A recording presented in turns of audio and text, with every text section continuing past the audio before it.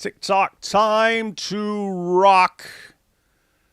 Good evening, good morning, good afternoon to all you whiners and complainers. Yeah, I'm talking about you, Dylan T.I., who said David's making it real hard to pity him for getting temp banned when he's late for his own streams. Well, no one asked you for your pity at all. There's no pity. We just go to war, and we won. We won. They fixed it. It is, yeah. For anyone who wasn't watching, they took down our stream. We were almost at the end. We probably had maybe 15 or 20 minutes left in our live stream or something like that the other day. What was that? 2 days ago? Yeah, and then they took it down because there was. We were watching a TikTok video, but the stupid AI bots can't tell the difference between you watching a TikTok video and you being whatever's happening in that TikTok video. And so they thought that we were violating a YouTube policy when we were just watching a video, and so they took it down. That's kind of understandable, although you wish they had a better system in place that didn't suck and take your stuff down when it's their mistake. So, but anyway, it's not perfect, so can't be too ticked off about that. They use bots and so on. But then you appeal. That's supposed to go to a human reviewer. Human reviewer said, "No, you did violate the policy." And so I found it's easier to talk to. Oddly enough, it's easier to talk to the YouTube Trust and Safety team on X than it is on YouTube. So went over to X, got the attention of Team YouTube there. They said they'd look into it. Next day, they got back to me and said, "Yes, we confirm that you did violate this and you were doing that." And anyway, everyone helped raise a little ruckus. I went and screenshotted everything, put it all into a thread and stuff like this, and started making fun of them. And then they said they'd look into it again. And then they fixed it all. That was a side issue of they also weren't allowing me to live stream, even though it was officially, since it was like first offense on this channel, there was no penalty. They did nothing. They just said no penalty since you may not have even been aware of this. And yet I went to set up a live stream and it wouldn't let me. It said you're banned from live streaming. It's like, what the heck? So that was a separate issue. So for that, I actually contacted the tech support over at YouTube, and they said they'd figure out what went wrong. But anyway, both problems got resolved. Nice. Yeah, the sucky part, and the part that's real messed up, is the only reason that got fixed is, I got enough people following me on X and stuff that I can raise a ruckus and a bunch of people will jump in. And so like it really sucks for like new channels or smaller channels that can't raise a ruckus because once they say we've already reviewed it and too bad, they're not even going to look into it again. You're not going to be able to get them to look into it. Whereas, everyone complaining and stuff like that made them look into it again, and then they fixed it. But so it does suck. They got a screwed up system, man. Screwed up system. Yeah. Oh, hey, thank God that it worked out and we got it back live streaming again. So pretty sweet. Yeah, and today we've got the DAWAH Wars, man. The DAWAH Wars. Yeah, some more DAWAH Wars. I feel like every couple of years, it's this particular topic that really gets them. And I'm surprised to see kind of the players on each side. I mean, right now it's Muhammad Hijab, but who knows who's going to join his corner. And the people going after him are traditionally his buddies. And that's what I'm saying. It's like, so it's kind of like surprising to see Muhammad Hijab taking this position that he's taking. And Oh yeah, it is. We're going to check that out. But yeah, when you were saying like this keeps coming up, I thought you were talking about like the DAWAH Wars. First of all, they do. Every now and then. It's like every week there's another DAWAH war, right? They'll just like something will set them off, and they'll all start attacking each other. And these are the same guys. Oh, we're gonna unite and take over the world and bring back the caliphate with all our unity. And you guys can't agree on any topic for 5 seconds. Yeah, so the DAWAH wars happen all the time, but this particular topic, I've noticed it kind of like resurfaces every now and then, and we're actually going to see that from some of the clips that we have today, like some of the, what's team a couple of DAWAH guys are on and what they're going to be arguing for. But what I've noticed is that their only concern is obviously, did Muhammad marry Aisha at the age of 6 and then consummate the marriage at the age of 9 or not? That's what they care about. That's the only thing that they care about. And then everything else is just something in addition to that. So usually what happens is you gather evidence and then you come to a conclusion based on the evidence. What they're doing is they are coming to the conclusion that Muhammad did this, so therefore there must be some reason why it was allowed. So was it culturally the norm? And then they look for things like historically or like or this king did this back in this day and this king of England did like they'll try to like force reasons for like why this is actually normal and try to like gaslight you into thinking this is something normal.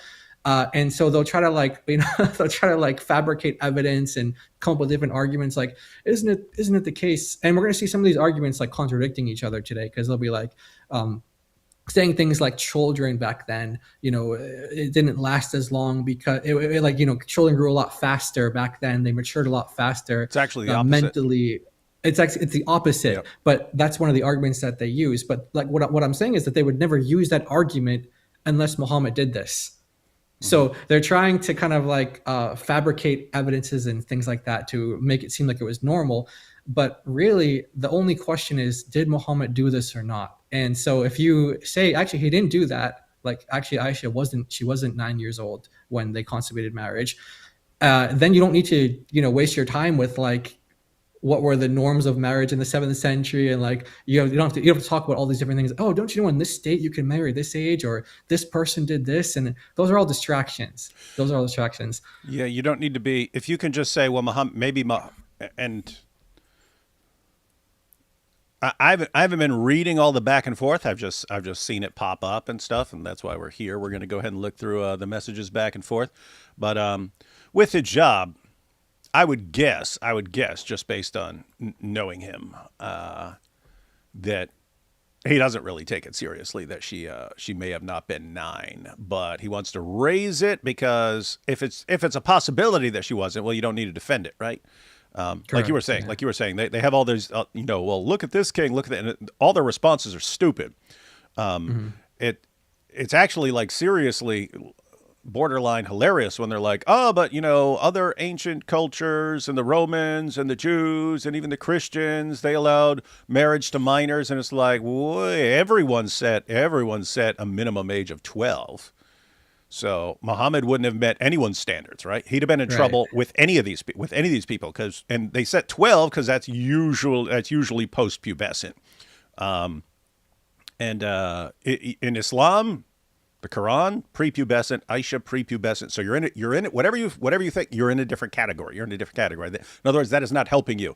You could grant. Yep, 12 back in the day, and that wasn't what was medically in the best interest of the girl or her potential offspring. But they didn't know. They didn't have the medical knowledge that we have now, and so they're kind of doing the best that we could. But Muhammad wouldn't even live up to that we would look back and say, you guys should have been waiting longer. It would have been safer for the girls, and again, their potential offspring would have been safer if you'd waited longer. But you didn't know. But with Islam, it's, well, you'd expect Allah to know, because he's the one who says doesn't matter even if she's prepubescent, and if he is presenting Muhammad as his pattern of conduct, well, he obviously, he knows the medical data.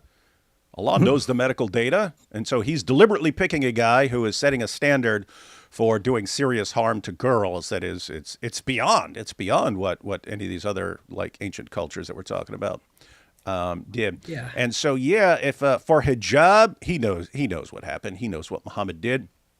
And he's just realizing, hey, if I can just say, well, maybe this, maybe that, maybe this, then you don't have to defend it, because when it comes up, hey, I'm not saying she was older, but maybe she was, and therefore you can't criticize it because we don't know. Maybe she was older, and that's where we're at.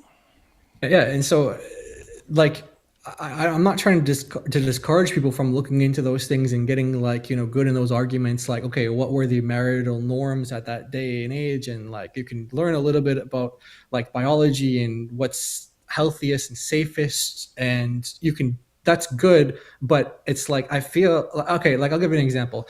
I was talking to a Muslim doctor about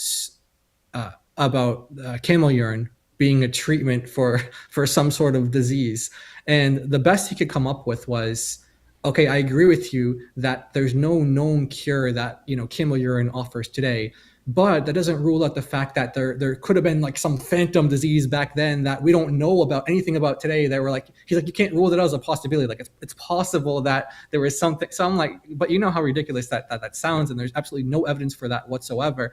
But there's an instance where there's absolutely no evidence for this whatsoever, that camel urine actually is a medicine for anything. I mean, consuming it, drinking it.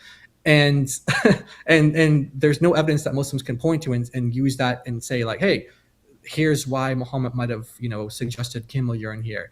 So that's an instance where, again, they don't care about what the evidence points to, because there's no evidence for that whatsoever. But Muhammad actually said it, so they have to like come up with like, oh, there's a phantom disease that we don't, it could have possibly, And then you have other instances where it's like, I don't know, just think of any example where like, the evidence, there's no evidence for that position whatsoever, and yet Muslims will still take but they kind of like, they'll force you to like, who wants to research articles about like, the negative health effects of drinking camel urine? It's like, the only reason why we're doing that is because they're trying to defend it. Who doesn't? Right? We all want to just research that all day. Yeah. And so they force us, or, people that criticize Islam and trying to, we're praying that the Lord will open up their eyes, and if, that he'll use these evidences to show that this is why Islam can't be true. And that, we pray that God uses those efforts and that he, opens their eyes with that. But it's like, these guys are just wasting time pretending that they care about what the evidence says. Like, they don't care if there's evidence that people used to marry at age 6 in the 7th century or not. They just care that Muhammad did it. And that's what this really proves, because Muhammad hijab used to take the position very proudly, be like, oh, I'm not ashamed of it. I'm unashamed of it. Well, it seems really clear now that he is ashamed. Mm-hmm. And even though he's not positing that, he's not saying that she wasn't 9 years old when the marriage was consummated, but he's saying that there's a possibility she wasn't, which means that you can't argue the truthfulness of the truthfulness of Islam can't hinge on this as an argument, or you can't use it as an argument, moral argument against Islam, because it's not necessarily the case that Muhammad did that. So you can't base your rejection of Islam off of that. That's what he's saying, but really it comes down to him being ashamed that his prophet did that. Out of all those years that we heard Muslims say, we're not ashamed of this, we're not ashamed of this, we're not ashamed of this, they're deeply ashamed of this. So whenever things like this happen, it tells us, like, to everybody, this is what we should focus on, and this is what we should keep pressing, because they're telling you this is what we're uncomfortable with, and this is what we don't like to deal with, and so this is what we should keep pressing. Force them to deal with it. Force them to deal with it. Yeah, and so two things. One, we already mentioned that if people are blasting away at Islam by this, and you can say, well, maybe she wasn't actually that young, and we don't actually know how old she was, then you can kind of evade the criticism. But the other thing is, I think they're picking up on, do you really want to be the huge religious group that constantly defends marriage to prepubescent girls? Do you want to be those guys, like, always? Because that's the position they're forced into now, because everyone, atheists, Christians, Jews, everyone's pointing to that, Muhammad and Aisha, and they're having to defend it. And but what about this king? What about that king? And they're having to lie. Rebecca was 3 and stuff like that, making up lies and so on. But people are catching on to all the lies, and people are just like repulsed by this. And so I think hijab's picking up on, we're becoming the religion of pedos in everyone's eyes. And do we really want to do this? So maybe we need to take another direction. So he's going to go ahead and try this there. But yeah, you're right with like the PR guy. The PR guy, he's like, his brain is finally like the light finally turned on, that like everything he was doing up until this point is making Islam look terrible, and he's like trying to fix it now. So he's going to fix it, and then he'll be the hero. Not the zero. But but you're right. That other thing that they do is, well, it's possible that there was a mistake, and you've got all these other Muslims, they don't want to grant the possibility, because if you've got the possibility that you've got, and there are over 200 hadiths that give the age of Aisha, over 200. So if you're granting the possibility that these are wrong and that Aisha was so dumb that she didn't even know how old she was. You're casting doubt on the whole system, and on her and on her knowledge, and on later people, her her later relatives and so on, who are sharing information about her. And it's that heads in the direction that Yasser Qadi was saying is standard among non-Muslims when they look at hadith methodology. He said there's not an academic anywhere in the world who takes this methodology seriously. No. None of them. There's none. And so if Muslims themselves start, well, we don't really know if we can trust all these dozens and dozens and dozens of Sahih narrations. Maybe they're all wrong, and maybe the people didn't know anything, and maybe they didn't even know their ages and stuff like that. It's like, oh, okay, well, why would we even... You're granting that we shouldn't trust your system. You're granting it, that your system's all screwed up and is giving people completely wrong ideas and shouldn't be trusted. It's like, so anyway, they don't want to grant the possibility because that leaves room for doubts. And oh, how great would it be for him to walk in and talk to Sheikh Asim al-Hakim, right? Yeah. You don't have the certainty. You don't have the certainty. Get out of my house, you kafir. Yeah. He'd call Muhammad Hijab a kafir. Based on what he's saying right here, he'd totally call Muhammad Hijab a kafir and kick him out of his house. Oh yeah, absolutely. Yeah, but so you've got the guys, they don't want to grant the doubt, even on like the age of Aisha. They don't want to grant the doubt because they understand that leads people to doubt the sources and the reliability of the sources. They don't want to grant the doubt, but Muslims are always happy to go with just a possibility. Like if you, and I keep seeing this everywhere, right? So me and IP, we just made videos about Muhammad and their favorite prophecy historically about Muhammad in the Bible, Deuteronomy 18:18, prophet like Moses, right? And so you do all these things and you say, okay, look, verse 15, it specifically says, from among you, from among you.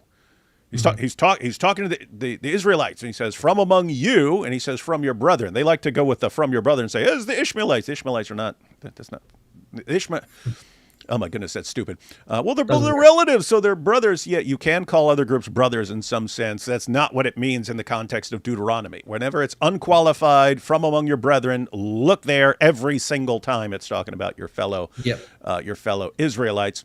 And so, but in verse 15, it specifically says, from among you, right? You guys. That's where the prophet's going to come from. But you look at how they respond. They're like, but this manuscript doesn't have from you, which scholars interpret that as, because they regarded it as redundant. So you had a scribe who regarded this as redundant, right?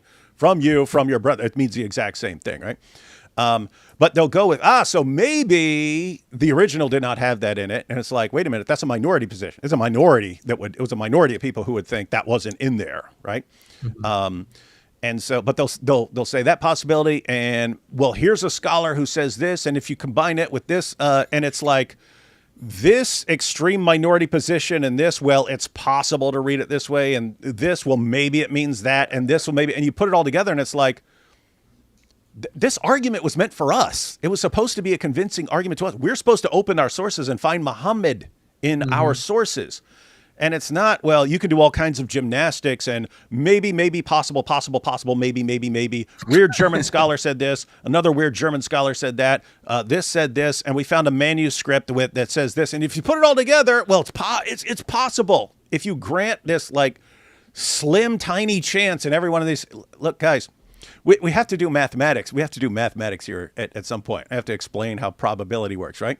Like if you say, well, there's a 1 in 100 chance of this and a 1 in 10 chance of that, and a 1 in 50 chance of this, and a 1 in 700 chance of this, and a 1 in 7,000 chance of this, and their response is, so you're telling me there's a chance? That's good enough for us. That's the proof. And it's like, in probability, you would multiply all of those, right? You would multiply all those and you get something like, what are the odds that this is talking about Muhammad? Oh, I don't know, 1 in 700 trillion? Like, so you're saying there's a chance. This is the proof. And that's how they operate, like on every single issue. It's just, if they can show that there is a mere possibility. If it is not logically impossible, we're supposed to grant that this is the proof. And it's like, what sort of idiotic system produces that kind of thinking? If there's some remote possibility, no matter how utterly, completely improbable, then we're supposed to grant it as the proof. And like, what is this religion that makes you think like that? But yeah, it's all related. It'll be related on this. 200 plus sources saying this, and but maybe. And you look at, and I haven't seen what hijab is saying about all this, but I'm familiar with, the ones from 10 and 15 years ago when they were still running. Oh, she wasn't 9. She was actually 19. But it's the same thing. It's if you take this and grant that weird source that no one trusts otherwise is correct and everyone else is wrong, and you combine it with this weird source that, by the way, all these sources say she was 9, right? But they're taking something out of there in this. Oh, well, Aisha went and watched the battle, and we know that men weren't allowed to take part in a battle unless they were this age. And so if Aisha was watching the battle, then we'll say the same rule applied. And like, where are you getting that from? There's nothing that says you can't watch a battle or something like that. But so anyway, notice it would be a mere possibility with no evidence supporting it that when a male could participate in a battle, that they're applying the same rule to a girl simply watching the battle. And well, therefore, and it's like, wait,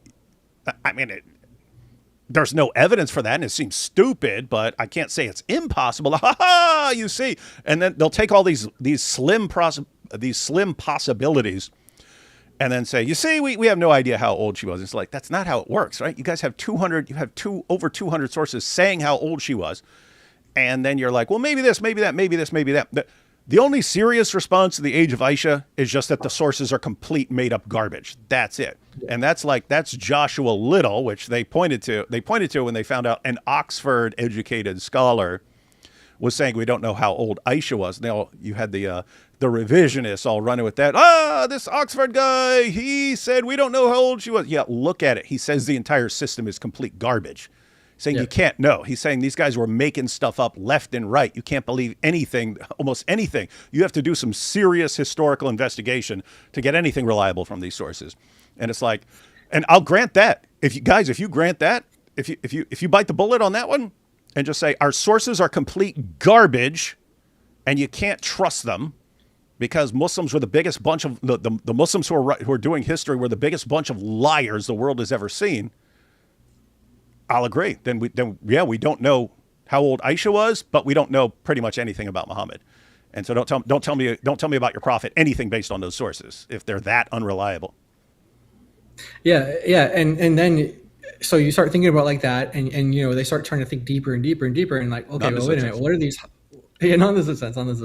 And then they realize that, wait a minute, these hadith come down to us the same way the Quran comes down to us. So it's like once you start going down that road, it's like Islam is done. You can't trust anything in the hadith. And Muhammad Hijab is going to talk about there being some scholars who actually do reject things that are in a Bukhari. Like not everything in Bukhari is without criticism and without rejection from some scholars. And but the thing is, if you go to those scholars, they're not talking about the age of Aisha, for example. They're not talking about that. So it's like the ones that he's going to, he's like trying to make a presence. Yeah, it's very particular stuff that they'll say. Yeah, it's basically situations where they say, we have very good reason to have doubt about what this hadith is saying. Yes. And it's because of other things that we know from our sources that cast some doubt upon what's here. It's not just, we got hundreds of sources saying that she was this age and nothing saying that she was older, but but you see, Muhammad Hijab, he fell into that trap that we were just warning about, which is that, hey, some scholars are critical of like a couple hadith in Bukhari, so therefore anything is on the table now, even though those scholars are not saying anything you don't like. Anything you don't like. Anything that the Islamophobes will use against Islam, you just say, wait a minute, not all the hadiths are reliable. Yeah. Not all the hadiths. So it's like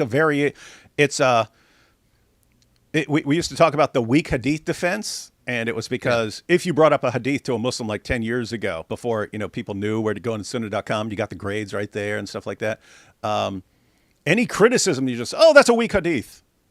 Mm-hmm. And so, people would ask, okay, well, I brought this up to my Muslim friend and he said it's a weak hadith. What do I do? Because, a person who's learning something from the hadith, learning a criticism, they don't know hadith methodology. And so if a Muslim just says, it's a weak hadith, then they wouldn't know how to respond. You say, so you we tell them, hey, you say, okay, what respected authoritative Muslim scholar on hadith, on the issue of hadith, says that this is a weak hadith. And so we'd say that, and then we'd say, if you go to websites like sunnah.com, fortunately, once they had that, then we could say, you've got the grades right there. Yeah. But what hijab's doing is like a variation of that. It's because they can object from their perspective. We don't trust their methodology. So if a historian would approach hadiths completely differently from the way they do, right? Historians would be applying things like, okay, how many sources do you have on this? How many of them seem to be independent? They're coming from other people. They'd apply principles like the principle of embarrassment. Does this look like something that someone would make up? Is there a good reason to make something like this up, or do we not see any reason to make this up? In which case, that would kind of make you think, okay, well, it looks like it might be authentic and so on. So historians would approach this very differently. So when they say weak hadith, we don't have to take that seriously. I mean, from a historian's perspective, all hadiths are weak in the sense that it's a garbage methodology. So that people don't respect actual historians don't respect their silly methodology. But from their perspective, if a hadith is actually weak, you're not supposed to build any sort of doctrine or practice on that hadith. Keep in mind, weak hadith doesn't mean it's false. They would grant, oh yeah, maybe it's true. It's just we can't trust that to like build our religion on, or make like a legal ruling off of it, or yeah. And so what you have now is the hijab variation that if even hadiths in our most reliable collections with what we regard as our most airtight methodology, if even some of those are under investigation and in question, then anytime they object, there's always the possibility that this hadith is not authentic. And so it's like the possibility that it's some sort of weak hadith, and that's going to be enough. And it's like, dude, are you joking? But I kind of like this direction, right? Because what he's doing and this argument that's gonna come out of it is it's going to cause Muslims to doubt their hadiths. It is. And that's and it's going to be a huge problem. And you pointed out before, like another example of when like a Muslim scholar and a just historian who's not like a Muslim historian, just like someone just doing academics as a historian, they might come to a similar conclusion. Like if they think that a particular hadith is inauthentic, but it's for completely different reasons. And we've spoken about before, like with textual criticism, for example, like there are certain principles within textual criticism which a textual critic who's trained in textual criticism will say this is probably the most likely reading for this reason. Maybe it's it wouldn't, like maybe like you said, reasons of like maybe embarrassing, or maybe it doesn't make, the other one seems to make more sense or whatever. And it seems like you kind of would assume that the reading that makes more sense, or doesn't seem as problematic, would be like the one less likely that was original, and then like the invented or like the variant would be like kind of like trying to help or whatever, like say but the Muslims weren't doing that. The Muslims were saying the opposite. They were saying like, well, this reading makes more sense, therefore that's the more authentic reading. So but sometimes you have cases where like, you have the historian being like, oh, this seems like the more authentic reading. And then you have like a Muslim scholar saying this seems like the more authentic reading, but it's for completely different reasons. And so if they want to appeal to the historians, non-Muslim historians for this topic, they're going to walk away, like you said, all the hadith completely destroyed. Right. But they don't have any Muslim scholars who hold to this position, really. Like, apart from like this particular day and age that we live in, where Muslims are embarrassed by this. But if you go back like 100 years, whatever, like you're not going to find any Muslim scholars that are saying that oh, maybe Aisha was actually, maybe she was actually 18 when she got married or something like that, based on the sources or something. No, you don't have that. Yeah, but there's also something else I want to say before we get into the videos as well, which is like, this is an issue where you have a lot of cognitive dissonance, because on one hand, you have, Muslims will accept this, that, child marriage is within Islam. And we even see that in the world today. You do see child marriages occurring in parts of the world today. You see it like in Afghanistan, like northern Nigeria, you see it in Yemen, you see it in different parts of the Muslim world, but it's not like a widespread practice, because there's some sort of cognitive dissonance going on here, where on one hand, they're affirming it on a religious basis, but in practice, nobody actually wants to, marry off their 9-year-old daughter. And this happened with, we're going to see a clip from Ali Dawah where his views have kind of evolved on this because of the very reason that his daughters got old. That's my speculation, at least, because of the reasons of his daughters getting older. And he's like, wait, I actually wouldn't do that. But before his daughters were that age, he was like saying, oh yeah, we're going to see it, where he's going to be like, yeah, I'd marry her off, no problem, as long as certain conditions are met, no problem.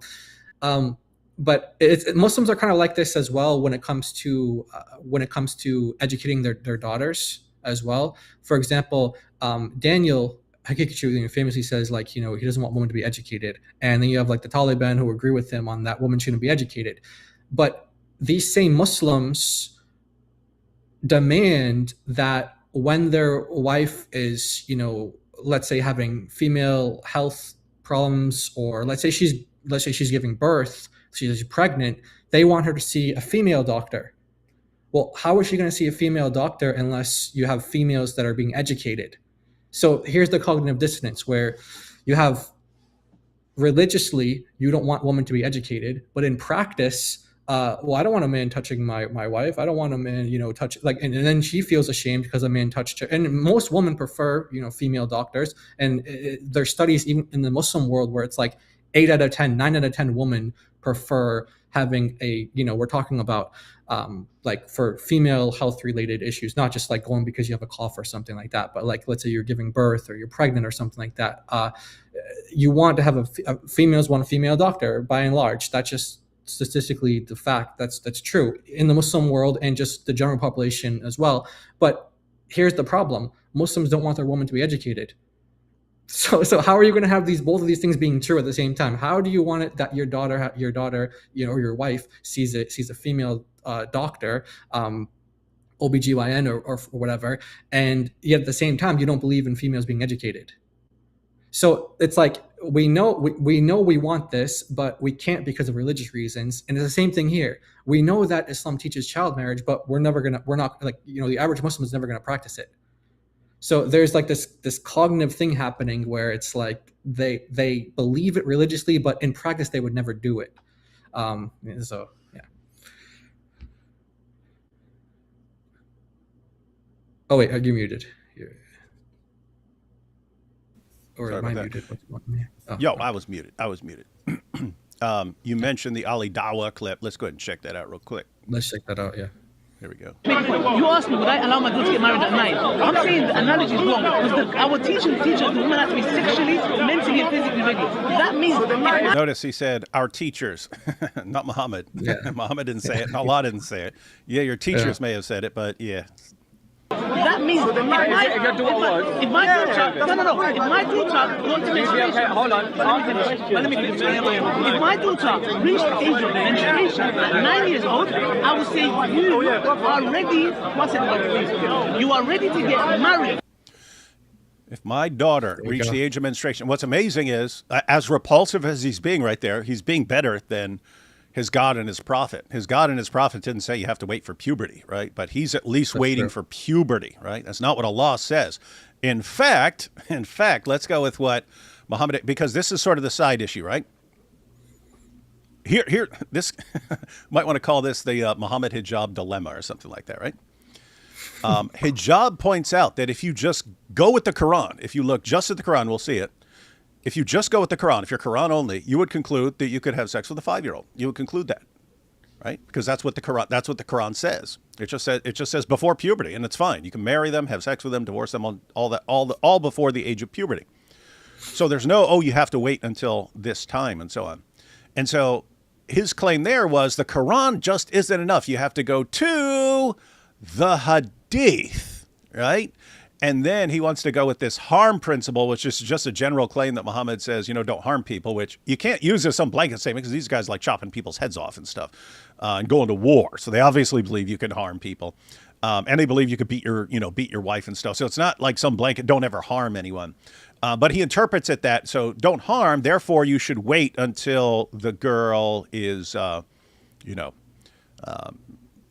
to where you're not gonna do serious harm to her or something like that, which the Muslim scholars interpret as like, don't that one, they were worried about like a guy, like if she's too small, then he might crush her during sex. You might just crush her while having sex. And the other was they're worried about the two holes becoming one. In other words, you actually tear her open and you just ruin your wife. And then you're going to have to, pay some money and stuff like that to her family because you basically ruined they gave you their daughter and then you basically ruined her for the rest of your life. And now she's got medical issues for the rest of her life. So anyway, that's how they were applying it. But hijab uses it to say, hey, you shouldn't be Quran only because you'd conclude that you could have sex with a 5-year-old. And we don't want to conclude that. Therefore, you have to go to the hadith. Wait a minute. The hadith that are now in question, even if you have hundreds of them, even if you have hundreds of hadiths all saying the same thing, it's still in doubt. Okay, so would that harm principle? You have that harm principle is on way, way, way shakier ground. One, even interpreting what he means, because again, he can't just mean don't ever harm anybody. You can't possibly mean that. So one, you'd have the interpretation, but even with that, you have and also how would you know? You have way more hadiths about the age of Aisha than you have with this harm principle, and so but why also would you trust how that? would you even test? How would you even test the harm principle? Like you have there certain things you can only know by right. So it's in like other words, you can't- how can you it's test like it? judgment call of the guy, right? And that guy might one guy be might wrong. say, I think it's safe. I don't think I'm going to harm her that much. Yeah. And so problems. But anyway, let's go ahead and check out that clip from hijab. Okay. That clip from hijab, and then we'll check out this Muslim here. Because a guy, hey, let me ask you, what's your name? Fairu. Hey, Fairu22. Are you trolling or are you actually serious with this nonsense? And I'm saying that because you're saying something that would have been common like 15 years ago, but we look at it as like almost a joke now, considering how much we've destroyed this. So tell us if you're actually serious, because this is so.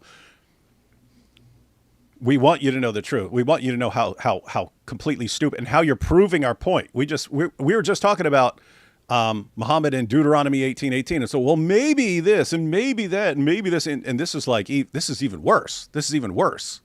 Mm-hmm. Going to John 14 and John 16 as you are. I mean, really, really bad. So tell me if you're trolling. If you're trolling, we've got other stuff to cover. If you're just joking, if you're serious, we'll go ahead and answer it for you real quick. But it's not going to go very well for you. All right. So here's Muhammad Hijab. Muhammad Hijab talking about what the Quran allows.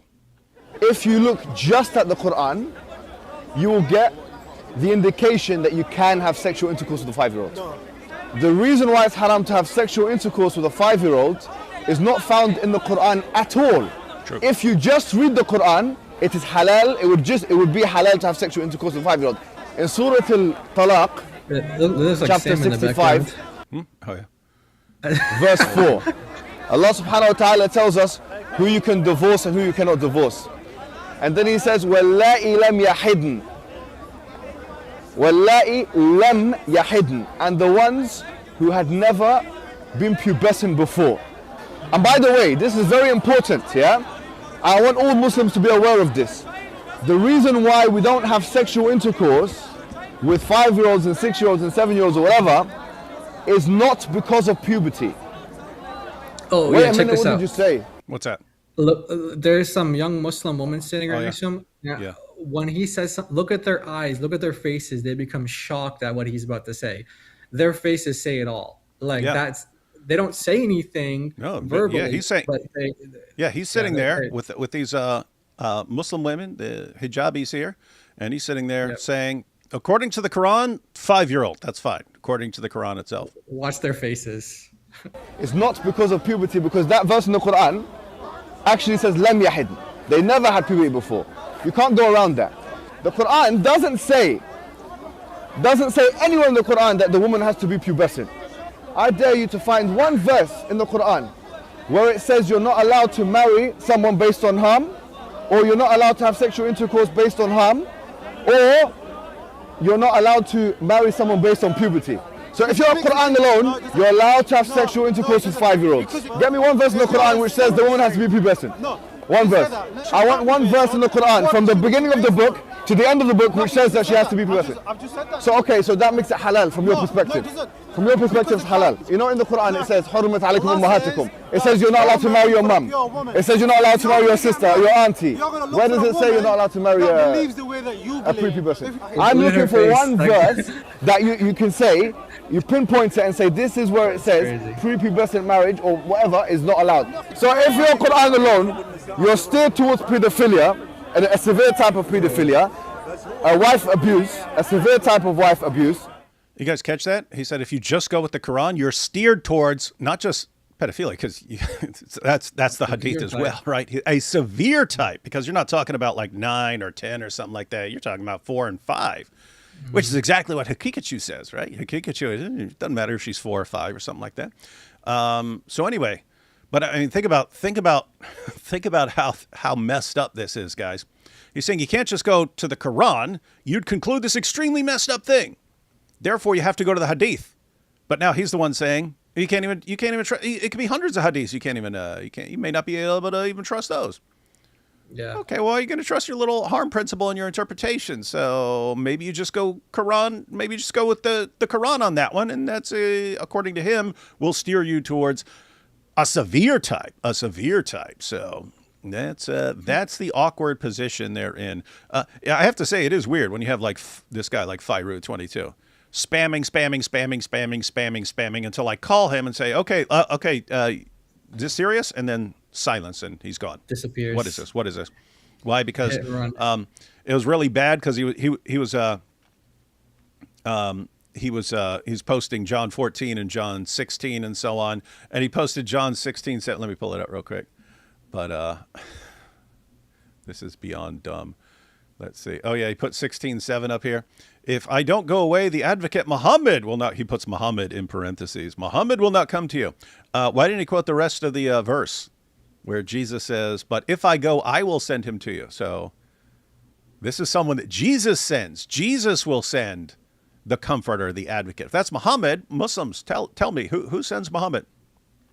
Yeah. Allah sends Muhammad. Okay, then Jesus is Allah, because Jesus says he's the one who sends him. All right, great. Then you just admitted that Jesus is the God of Muhammad. Wonderful. Yeah. Good job. And of course, just earlier on, Jesus identifies who the advocate is, the Holy Spirit, John 14:27. So this is like, obviously, Muslims don't really, there's another instance where they just don't care. They'll just like try to, like you said, it could have been a troll. Like you said, it could have just been a troll, but they used to take that argument seriously. They actually used to take that argument seriously. They still do. It's just, it's another example of, because later in the exact same chapter, John 14, Jesus says that the Comforter is the Holy Spirit, And so they'll have to say, I even saw this. I think it was Dee's Responds. He pointed out that there's some like 5th century manuscript in a different language that doesn't have Holy Spirit right there. And he said, see, that's the authentic reading. It's like, what scholar on the planet says you've got one translation, one manuscript in a translation from centuries later, that one's actually the correct reading, and all the others are wrong? Why would you conclude that? And even says that, and that one's clearly the accurate one. Why? Because that's the one where that they can use to dismiss the idea that this is the Holy Spirit and so on. And that's just how it is, right? It's go with the most insane possibility. Like you'd say, like, what are the odds, guys? We have thousands of manuscripts in Greek. We have almost 6,000 manuscripts in Greek. Then you have thousands more in other languages. What are the odds that one manuscript in a translation got the actual reading right, and everything else, even in the original language, was wrong? Like, what are the odds? Like, very, very slim, and there isn't a textual critic on the planet that would take that seriously. And they'll go with it and just state it, and then see, now you have to grant that this is Muhammad. It's like, oh my goodness. But they'll do that with, like, because you can point to probably 30 or 40 different problems with them saying that the Comforter is Muhammad. And they'll look for some possible way out of each one, and then the conclusion is, see, therefore it's clearly talking about Muhammad. It's like, oh my goodness, this is terrible. But this is what their religion forces them into. Why? Because if you can't find Muhammad in the Torah and the Gospel, then the Quran is wrong, because the Quran says we find Muhammad in the Torah and the Gospel. And if you can't, then well, I guess that seems like he was a false prophet, right? But can't grant that. All right, let's run through these super chats real quick. We're going to go through these pretty quickly, guys, because we want to get to. So, guys, we looked through the clip of Ali DAWAH and hijab. Those are from several years ago. We want to point out like the evolution of these guys interacting and being blasted on this for years and having to defend this for years, and now they start changing their positions all of a sudden. Yeah. And my speculation, their daughters are getting older too. That's my speculation. Yep. Ali DAWAH, he's mentioned that he's got like 3 daughters, and there's another conversation that he has a couple of years back, and his daughters are older at that point, and like you said, there's an evolution, definitely an evolution. Now, I'm not saying that's the reason, but I think there's something to do with it. Yep. All right. So we'll go quickly through the super chats, but guys, want to talk about the DAWAH war right now. So they're arguing about this right now. Looked for a while like they were going in the direction of, that's right, Muhammad did it. He had sex with a 9-year-old, and there's nothing wrong with it. It looks like that was the direction they have been going in for years, and now they're realizing, wait a minute, we have become, in everyone's eyes, the religion that defends child marriage, and it's not a good reputation, and people are leaving Islam over this, and people are not converting because of it, and so maybe we need to go in a different direction. And so anyway. Because look at some of their arguments that they bring up. They're like their counter arguments or whatever. They're like, oh yeah, Rebecca, and then the age of Mary. And then once they look that stuff up, they're like, wait, that's not true. Those are, you guys are just making that stuff up. Mm-hmm. And then they'll say things like, oh yeah, this king, he married someone at this age. It's like, yeah, well, don't you know that king also like killed his brother so he could be the king, and he executed his wife so he could marry another woman. Like, these are not like people that you'd like look up to as like like as moral examples. They're not prophets of God. But so once you go past that kind of the soundbite kind of like, oh, this that, when you kind of look into it a little bit, you realize that there's no defense of Muhammad in that at all. Mm-hmm. Yep. All right, so going to go through these super chats, and then we're going to jump into the DAWAH wars, which is we've got a couple clips we'll look at, but mainly we're looking at the back and forth on X, because there's a full blown war going on right now, and we'll probably have to revisit this because they're kind of like right in the middle of it right now. Hello, David. Is your son Luke single by chance? Yes. Don't be some weird creepy person. Young Elijah Johnson absolutely embarrassed Lesbiano on his own channel. Utter embarrassment. But once again, he said nothing, and his followers clapped like barking seals. Yeah, they do that. I haven't seen that, but your description of how they react to pretty much anything is correct. Sounds accurate. Yeah, sounds accurate. This looks like some. Oh, he just spelled it backwards. I got it. That's TikTok time to rock backwards. First, I thought it was like Turkish or something like that. I was like, oh, someone's posting a message in Turkish, and then I was like, I saw it was the capital T at the end. I was like, why is that capital? And then I got it. Hey, Ida, got the super sticker there. Aisha was clearly a grandma. Yeah, she was clearly 1 million years old. Yeah. And no comment there. Thank you. Did you see Sam Shamu melting down over you guys? I mean, I've seen that multiple times, but if you're talking about something recently, no. would not be slightly surprising. Artemis 2 back from NASA, mandate for Islam outreach. Artemis 2 back from NASA, mandate for Islam outreach. Don't know what that means. Hey, Jai, help clear up the confusion. Are you naturally strawberry blonde? My brother is so. His beard is red, but his hair is blonde now, not like it was when he was a kid. I had a neighbor that was a hairdresser, and that's what she told me. She said strawberry blonde. So I don't know the differences between the hair colors, but that's what she told me. Neither do I. Jai, not sure if it took place yesterday, but saw GodLogic's video of you debating that Muslim lady and just wanted to say, nice job, keep up the great work. That was from a while back, wasn't it?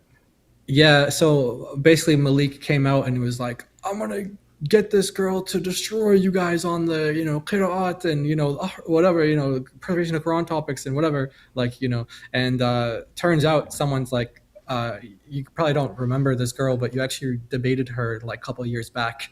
And so people actually, they remembered that discussion, and it was like in the archives, and Avery's editors put it all together, and you can watch it on his channel and see how she did.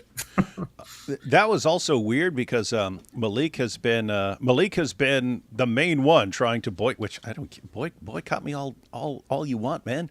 I don't need to go out and debate. I can just make videos. I actually prefer just making videos. I just don't like backing down from debate challenges, so I debate. But I would rather just be making videos and get into a good video rhythm. But Malik is the one demanding that we be boycotted, all the Quran desecrators be boycotted and so on. And then Sarah starts talking. He's like, oh, I challenge you to debate this one. It's like Sarah posted multiple responses to Malik doing stuff to the Quran. So she was a Quran desecrator too. Why? Well, it's pretty obvious. He doesn't know her, so he thinks, oh, well, she's a woman with a half brain. She won't be able to debate. Ho-ho! Which means he doesn't really believe in this boycotting principle and so on. That you boycott people based on how they treat the Quran. Because, again, Sarah, she does the same thing we do. Sarah does the same thing we do. And so it's clear he wants to control who's debating and so on, and using that as some sort of excuse. But yeah, it's pathetic. Totally pathetic. By the way, I want to say the meme that me and you did a live stream on, the one that got like 1 million in 24 hours or whatever. That meme apparently it kind of like made its way onto TikTok, and there's people that are running the arguments based on like how we presented it in the stream. And there's a clip of Malik going around. Remember, he said he wanted to debate me on the Qira'at and things like that. So there's a clip of him getting schooled by someone who just using the meme, and he's like, he basically got Malik to say there's like 7 Qurans or whatever, and for like the 7 ahruf and things like that. And then there's like a after that, like they put the 2 clips together or whatever, and he said he's all confused about it now. He's like, man, I'm all confused about it. So I'm thinking like, yeah, you want to debate me on it, but like the meme, just a meme gave you confusion. Like, I don't know if that's what you want to do. I don't know. I mean, if you want to, I wouldn't debate Malik anyway, just out of principle because it's Malik. But if he wants to set up one of his friends, we'll see how that goes. I'd debate him in a heartbeat just because. You would? Oh yeah, even like evil scumbag. It's just more reason to like completely humiliate a total loser like that. So yeah, Malik, you want to jump in with us and talk about the Qira'at? No problem, man. No problem. We have Sarah here says, you're dang right I do. That's right. And so it's weird how Malik totally forgot about his own rule. Also, if Aisha can't even get her age right, what kind of hadith transmitter is she? Yeah, and that's part of why other people are concerned about this. It's like, okay, if she's wrong about like her age, and I've pointed out before, there is some truth to the idea that someone might not know exactly what age they were, depending on what's going on. I've pointed out before, there are certain things like, if I was in a certain place that I would know that I was like 5 or 6 because we moved after that, right? And then after we moved, then we were in a certain place and we were there for a year, but that was from age 6 to 7, 6, 7, right? So I know I was only in that place. We only lived in that place when I was 6 and 7. There are things that happened back then in my memory, and I was like, well, was that when I was 6 or when I was 7? Well, I don't remember because, I remember the general time frame, but I don't remember specifically if I was 6 or 7. There could be things like that, right?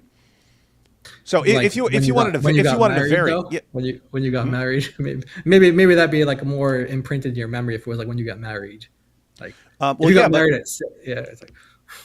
Yeah. So big things like when you got married, they should be imprinted on your mind. I mean, what I'm saying is you're not going to have like a 9-year like slip up or something like that. And that's what I'm talking about, right? So I can be confused about whether I was 6 or 7 when something happened. I'm not going to be confused about whether I was 9 or 19. There's nothing in my life that has ever happened where I'd be like, I kind of remember I was 9, but I may have been 19, but that's what you need, right? Like, I mean, if Aisha was actually like 18 or 19, but thought she was 9, then this would follow. She's completely unreliable. I can't trust anything you say if you didn't know the difference between 9 playing with dolls, playing on a swing, and 19. If you're that stupid, don't tell me anything, Aisha. And she narrated a ton of hadith. So that's what Muhammad Hijab's critics understand, that this would be bad for their methodology.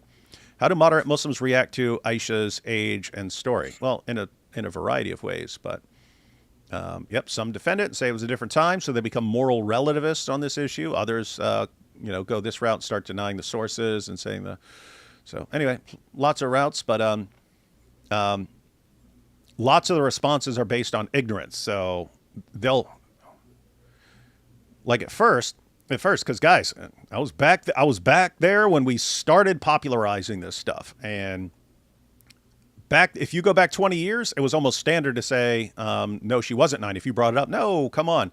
And what they would say is, oh, okay, yeah, there may be a hadith that says this, but there's so many more that say she was older, right? And Muslims would hear this in response because they go to their DAWAH guys, and their DAWAH guys are compulsive liars, and will just tell them anything, no matter how completely false it is, to keep them from leaving Islam.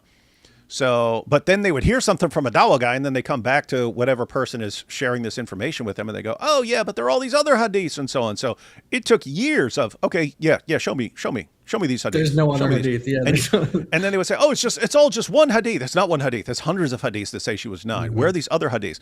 And so this kept going on for years. Then until I was debating Kenny Bomer, who wanted to debate Muhammad and Aisha, and I was saying, he was saying, yes, and she was older, and she was 18 or 9. I was saying, show me one. Show me one. Oh, but there's so many. Show me one. They're in there.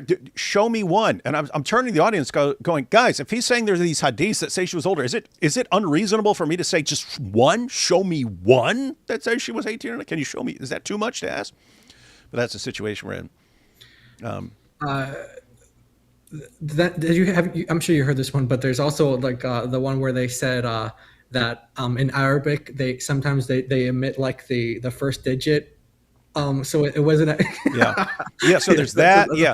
So 9 really means 19 because they would leave off the first digit. Then I've also seen no. They only started counting your age after you reach puberty. So you're just 0 up until you reach puberty. Then they start counting. And so Aisha might have been 22, 23 because she might have reached puberty in her teens, and then then they started counting. So when she says she was 9, it's like that just makes stuff up. So yeah. So that's the most. That's the general principle. Abu Bakr al-Bakr. How do moderate Muslims react? By making things up or by passing on things that someone else made up. What's your thought on the rise of Islam being a factor in people migrating towards the Americas? I believe there's a book on it. I'm sure is a book on it, but yeah, that was an issue. It's basically, in order to bring stuff back and forth from India, you had to go through Muslim territories, and if they're you don't like going through there and it's a bit too dangerous, then you look for another route. You look for another route where you don't have to interact with those guys. So that is part of it. They wanted a different trade route with India, and when they reached the America, they actually thought they were close to India. Does Islam teach female circumcision? Why or why not? Yes, there's not a ton of stuff, but yeah, you've got a couple of passages and stuff like that. You've got Aisha calls sex the meeting of the two circumcised parts. Yes, exactly. Yeah, exactly. Yeah. Let's see. I can help you obtain the strength to defeat DAWAH. That's good. It's a big black dude whose channel name is I Rode the Prophet. Oh, gosh. The direction they take is just to lie like always. Yeah, that is their direction. Thanks for your work. It seems there's a Eucharistic dilemma in Islam. Surah 5, 112 to 115 seems to refer to the Eucharist, yet Muhammad rejects Christ's crucifixion and atonement, which is incoherent. Have you or others worked on this? Not that particular issue, but yeah, I mean, that chapter's called The Table. And it's Yep. But that's a good direction to go in. Check that and see where it goes. Hello, WD. Hello, Jai. Hope you both doing well. We're doing well. Hey, is that Ida? Hey, Ida. Yep, that's Ida. Where can we find the list of 200 Aisha age hadith? I don't know about I don't know about like I don't have any complete list. I have dozens. In the 6 major collections. Then I have some that are in like Tabari and stuff like that. But saying over 200, that's in Joshua Little's. dissertation. Keep in mind, he's rejecting the idea that Aisha was 9. But he points out that there are over 200 hadiths giving her age and so on. So you could check that out. But yeah, I'm just going with him on that because he actually he set up all these hadiths through like a computer model and stuff like this to trace them back to where they originate and stuff like that, and concludes that they're unreliable. Opinions on Canada minister calling Bible hateful. What do I care what some dork in Canada says? Girl math got replaced with Islamic math. Yep. In the words of Han Solo, never tell me the odds. That's a good idea. It's like saying there's a chance. Just watched your subway testimony with my mother. She was stunned, waiting for my father to get back in town to show him. God bless. Nice. What a good video. That was a banger. Have you seen Chris's latest Islamic dilemma debate? It's one-sided. The guy is supposed to be a scholar, but DAWAH seems to be the same dribble, different mouths. We might want to review that. It was with that. I didn't see it. That Prophet Daniel guy. I watched one of his other debates, and it like got cut halfway because he just kept like insulting the whole time. It turned into one of those debates. I'm pretty sure that's what it's like Prophet Daniel or something like that. And he keeps telling people, I'm not a prophet. It's like he goes like Prophet Daniel. What's that? How do you call Islamic wedding? Telta Biz convention? What? Don't know what that means. But remember, they know Mary was 12. Yeah, that's what's funny, right? They'll say, okay, yeah, we have 200 sources saying she was 9, but maybe those are all wrong. These same guys will go, but Mary was 12. According to what? Chapter and verse. It's in the Proto-Evangelium of James. Proto-Evangelium of James says she was 16. But no, it says she was 12. Yeah, it says she was 12 when they're talking about something in the temple. When it says that this was actually consummated stuff and she's pregnant, that says she was 16. Where you go, oh, but you know, and then they'll go to, and it's like, we're supposed to take that seriously and go, oh, wow, she was 12. Now we know she was 12. DAWAH is so stupid, man. Momo, ride the train. Ride it. Zoot, zoot. Very rude. Weak hadith doesn't work with sahih, does it? No, it's like, but that's the thing. If you're saying these hadiths are sahih, but they might still be wrong, then you're introducing the idea of possibly weak hadith that seem like sahih. It's a slippery slope, and it's going to destroy Islam. Yeah. Watching a cricket live stream last night, a guy was commenting about getting Imam al-Haq into bat. I replied, didn't he die in Yamama? Didn't see him comment again after that. What is this? Why would you say something so mean? Would you consider praying right here, right now for the destruction of the demonic spiritual influence that's blinding Muslims from Nordeen. Knowing the truth? Yeah, we knew it was Nordeen. Please don't say no. Well, I will say no because I don't like what you want, Nordeen. I don't like what you want to turn the channel into. This is not a spiritual warfare channel. I mean, it is in a sense that we're doing stuff, but if I pray, I will go pray. We're not. Yeah. Anyway, the child marriage issue sounds like religious NIMBYism. Child marriage is acceptable in their worldview, just not for their children. Oh, that was Muhammad. That was Muhammad too. That was Muhammad too. Yeah. Nim is. No.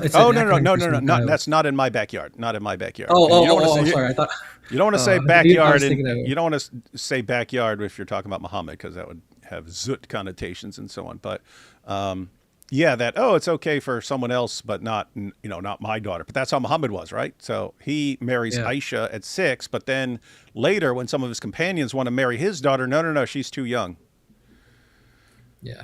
Why are Muslims so desperate to prove Momo mentioned in our Bible, which they claim is corrupted? Then their book confirms our Bible. I'm confuzzled. Yeah, that's because the Quran says it. It's just a problem. It's just a problem for Islam. Please the accept Quran says he's in the Bible. He's not in the Bible. Therefore, Islam is false. Mm-hmm. Please accept my measly jizya. We do. More impressions of chunk yogurt, please. What do you want in prison? What do you want in prison of chunk yogurt? Objective Christian here with a new vocab word, slimwit, a Muslim who still refuses to accept the truth even after being crushed with irrefutable evidence. It's not bad.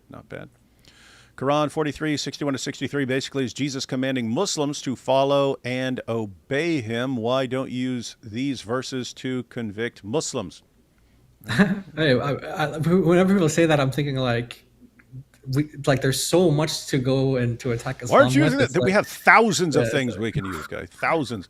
That's the proof she was grandma. She was sitting in her wheelchair trying to remember if she was 9 or 19. There you go. That's proof that she was super old. She couldn't even remember things. Please ask the DAWAH guys if they are attracted by minors or if this debate is for the benefit of their profit only. Well, he's the pattern I've of actually had a conduct. most. Yeah, I've actually asked. There's one particular Muslim guy I asked that to before, and he actually said yes. Now it was an online discussion. I had nowhere to report him, but I actually did get a yes from that before. We have Sarah says, that's why I would like to debate Malik. First, I'm not his dhimmi. He can't tell me who to debate and expect me to agree. Second, I want to embarrass him for all to see. Yeah. You got a little problem, though, Sarah. He's a total coward. And embarrassing implies loser. that he has like some sort of shame. He has no shame, nothing to feel embarrassed by. Appreciate all the hard work you guys do, not in the zut sense. It's good. Almost done here. The only reason they were looking for another route to Asia was because Islam. Remember that. Yeah. Teletubbies conventions, the kitchen. Oh, Teletubbies. That's not how you. Yeah, that's not how you spell that though. That was a creepy show. I remember because we had a little kid and it's like, oh, here's a kid show. Let me click on this kid show, and it looked like really weird and creepy to me. Like these things were like weird, creepy things. Here we have I Rode the Prophet said, did someone say backyard? And we have David, how much exactly do you earn per stream? I don't know. That would depend. But you could actually add it up. You just go through all the super chats and add it up, and then YouTube takes about a third or so. But yeah. All right. That's weird. How much exactly do you like there's some exact. Let's see. All right. All right. Yeah, we're good. No, because there was a comment that about Fatima and Muhammad, refusing to marry her off. There's actually a comment in one of the videos we're about to watch from Fareed, and someone actually asked that question. They're like, hey, is there a source that says that, Fatima was like, that when she got married off, she was like, 9 years old or 7 years old or something like that. He said that we can use that to silence critics, that, Muhammad would have, like it was normal to marry your daughter after that age, but it's like you said, it's like the opposite of that. It's the opposite. It's that he refused because she was too young, and so he's trying to look for something to be like, see, it was normal back then, but it actually backfires. It backfires on them. Oh, that's interesting. All right, just real quick, we have Nordine again. I don't see why you refuse to pray right now. You lose nothing. I don't like being controlled by people who are always pushing me into doing something, and that you're always like this. You're always like that. What about the demons? And talk to the demons and respond to the demons. What about demons? What about demons? Demons. This is not the talk about demons all day show. Matter of fact, I think the first time you started talking about this stuff, I pointed out that famous C.S. Lewis. Wait, I read it in C.S. Lewis, but he was quoting someone else. Well, I don't remember if he was. I think it might have been quoting someone else, but he said. There are two mistakes. You can make with demons. One is to think they don't exist. The other is to take an unhealthy interest in them and stuff like that. So I want to sit here. And if I want to pray, I'll go pray. If the Quran actually never says the Bible is corrupted, and that isn't what Momo preached, wouldn't we see early sources mentioning reading both texts? Yeah. Yeah, and Muhammad. That's exactly the reality. Just read Quran chapter 5, verses 112 to 115. Why is Jesus asking Allah for a table? Jesus is a Jewish carpenter like Allah. Issa, not Jesus, has two right hands. God bless you, gents. That is an issue. Yeah, that doesn't get pointed out. He's a carpenter. Why would he need a table? But no, they want the table with all the food and everything else on it. And Jesus showing off and being miraculous and so on. You also have no you don't even get the slightest hint that Joseph even existed in the Quran, so there's, other things that go into that. Yeah. All right, guys. So let's check out some of these tweets. Check out some tweets. Hadiths. All right, here we go.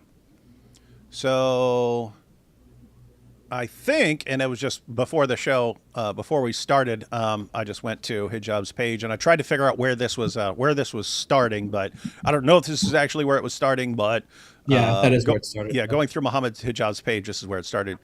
So now you're saying this guy's was this the guy who's a Shia? Yeah. Okay. Yeah, So since the Epstein class is insulting the Holy Prophet and his wife Aisha in order to hide their crimes, I decided to write this.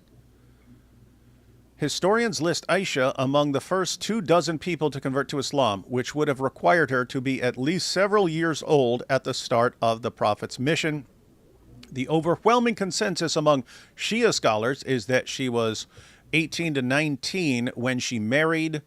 This is the most frequently cited range, often calculated using the age of her older sister Asma, who was 10 years older and died at 100 years old. That is a terrible, terrible argument because one, if I recall correctly, it's not even, it says something different. It's like 10 years plus a few or something like this. And the few can mean like 3 to 9 and so on. And even that's like one source from a guy who's way later. And then you have other sources giving different, but that's what I mean. It's, hey, we'll have hundreds of sources all saying the same thing. When you reason, oh, let's go to this later guy and go with what he says, and then even misrepresent what he says, and then use that as part of our case, even though he's contradicting other things other people said, and then you're ignoring the fact that all the sources that you guys are appealing to all say she was 9. It's just, it's like massive cherry picking and distorting things. Yeah. And so you normally think, and by the way, you've got Aisha's young age in Shia hadiths as well. I don't know what the consensus of Shia scholars is or something like that, but you've got the same thing in Shia sources, and based on what he's saying right here, this would be the same stupid, sloppy reasoning we saw from the revisionists who were trying to deny it. Yeah. Now, what you might want to do is you might want to, okay, after we read this tweet here from Morandi here, you might want to play the short video from Fareed. And then when we read Muhammad Hijab's response, we can play the free video again because I think it applies in both cases. All right, so we will check out Fareed's. So you're saying Fareed was responding to that? Directly to that, yeah. Okay. But you'll see how it's applicable to also what Muhammad Hijab is about to say too. So we might play it a couple times. All right, here we go. Fareed. He's our favorite. I saw this post by Marandi who's saying that... hey, what sort of weird camera you got? You got some high tech, man. That's better than the camera you got in your studio, man. What, you got some upgrade, man. DAWAH must be nice. Must be nice. Fareed getting all the sweet upgrades. All right, let's go. I saw this post by Marandi who's saying that according to Shi'ism, Shi'i scholars, the age of Aisha is like 18, 19. I don't know what's going on here with Marandi. Clearly, he's trying to appease those from a Western background, a secular background. It's always the wrong thing to do. Marandi, I don't know if you're aware, but... That is funny, though. I'm guessing he's going to point out, no, it's in the Shia hadiths as well. Yep, exactly. But that part definitely applies to hijab because hijab agrees that this is a reasonable alternative theory and stuff like that. But he's right. You're trying to appease people with this. You're trying to appease people. And so definitely hijab right there. Marandi, I don't know if you're aware, but according to Al-Fadl al-Tabrasi in I'lam al-Wara and Ibn Shahrashub and Manaqib al-Abi Talib, these are classical Shi'i works. The age of Aisha, consummation is 9.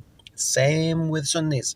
So I've never really gone through this issue in detail from Shia hadith, but yeah, I've seen Shia hadiths 9 and 10. Yep, same here. Yeah. Trying to get one up over Sunnis, but classical Shi'i scholars say the exact same thing. This view that Aisha is 18, 19, this is just a modern position. It's a reaction to criticisms by non-Muslims. Mm-hmm. And the thing is, you got to be aware that you cannot appease them. The only way to satisfy the critics is if you convert to their religion. We know that that's the case. That's what He's it's. getting that from the Quran, of course. Yeah. And I have to say, if someone takes something, so he's just taking this as they hate Islam, so they're looking for anything to attack Islam, and it wouldn't matter if this wasn't an issue. That may be true in certain cases, but no, we know for a fact this bothers a lot of people. This bothers a lot of Muslims, and there have been people who, when you ask them why they left Islam, they'll say it's basically the Quran's putting forward Muhammad as this perfect pattern of conduct. Then I found out that when he's 54 years old, he had sex with a 9-year-old. I'm like, is this what I would regard as, some great standard of pattern of conduct for people to live by? And no, so it just falls apart. It's like, I cannot believe that this guy doing this is an example for all of us to follow. So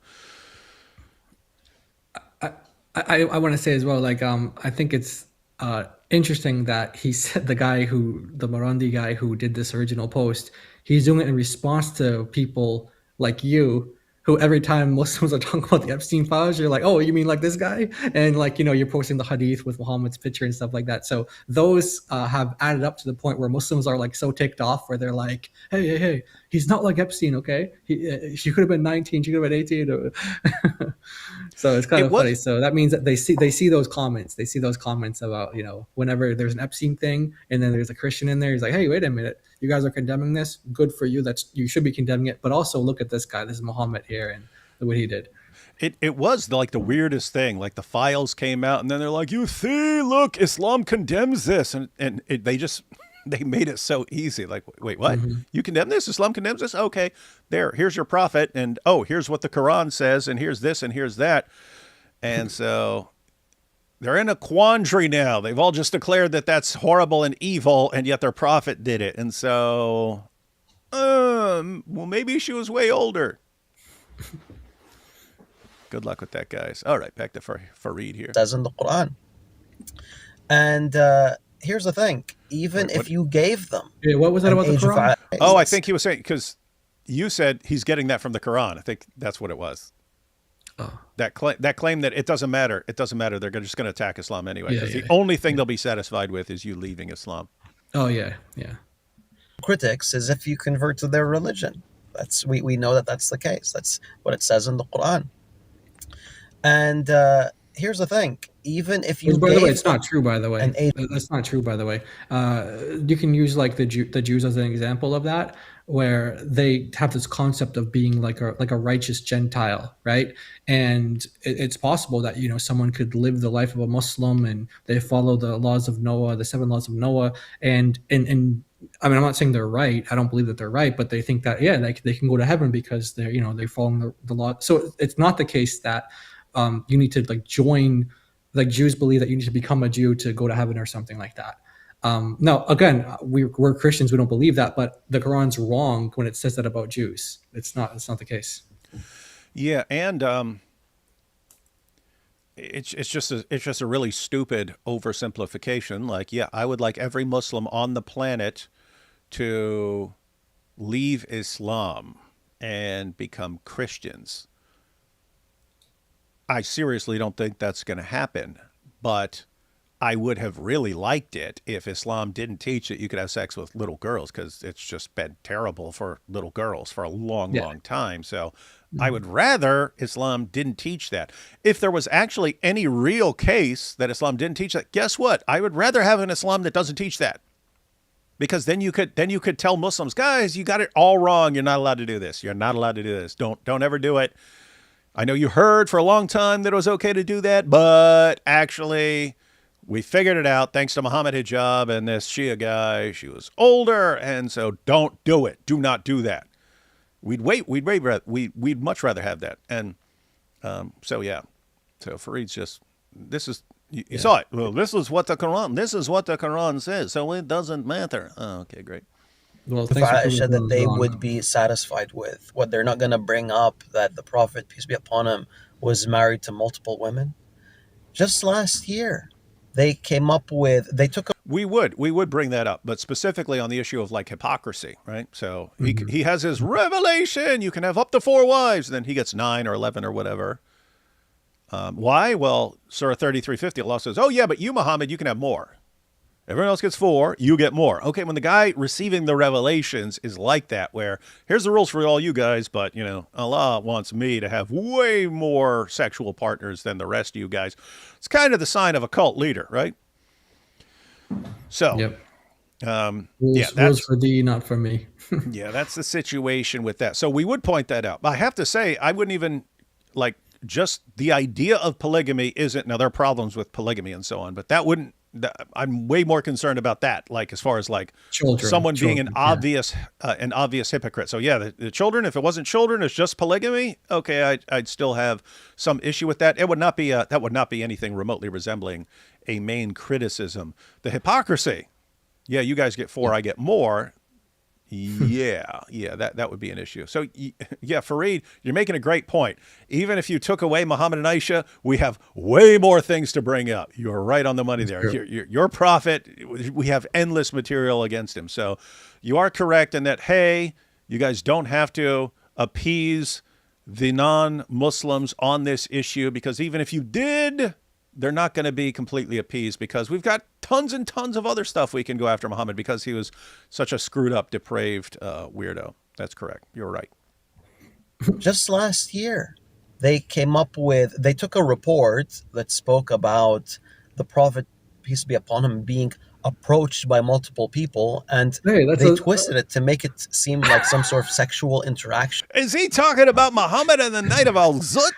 Yeah, I didn't even see this part of the video. I didn't even see this. So this is all new to me. Yeah, so he's talking about Azut, guys. He's talking about just last year they took this hadith, which is about all these men riding our prophet all night long, so that he stumbles back to his companion Abdullah ibn Mas'ud and he's in pain, and he falls asleep with his head on his lap, and they interpret this as something that's not perfect and good and holy. Holy in a sense, but all right. That's the type of folks that you're dealing with. Upon him being approached by multiple people, you gotta go back. They're not going to bring up that the Prophet, peace be upon him, was married to multiple women. Just last year, they took a report that spoke about the Prophet, peace be upon him, being approached by multiple people, and they twisted it to make it seem like some sort of sexual interaction.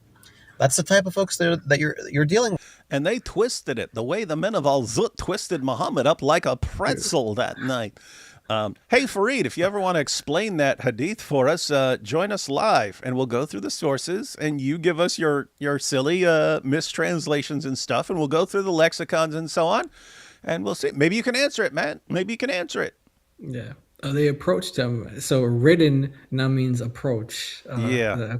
They approached him. They rode him, dude. They rode him. They rode him all night long. Mm-hmm.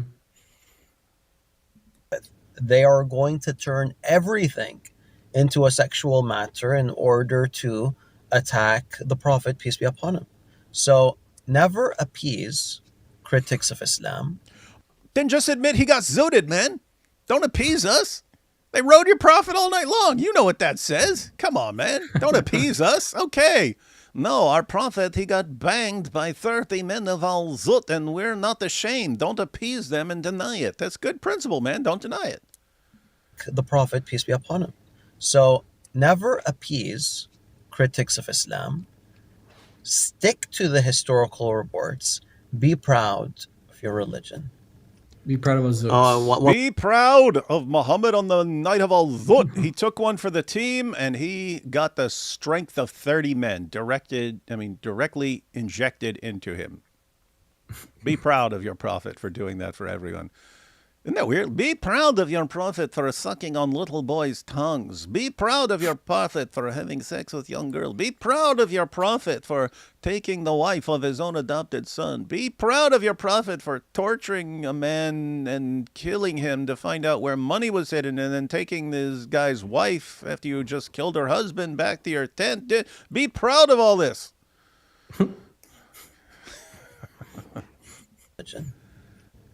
One more thing I almost forgot.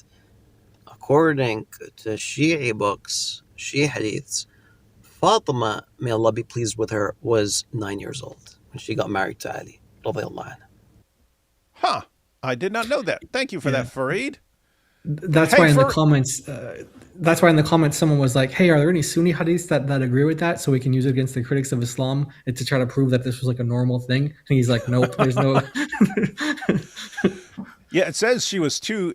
I'm familiar with the hadith that's where they want to marry her, and he says no, she's too young, and so on. But I couldn't find any specific age. It would be interesting if they do give the specific age of 9 in Shia hadith. Apparently, the Shia do. Hey, Fareed. We'll only use this in the context of Shia Islam, maybe.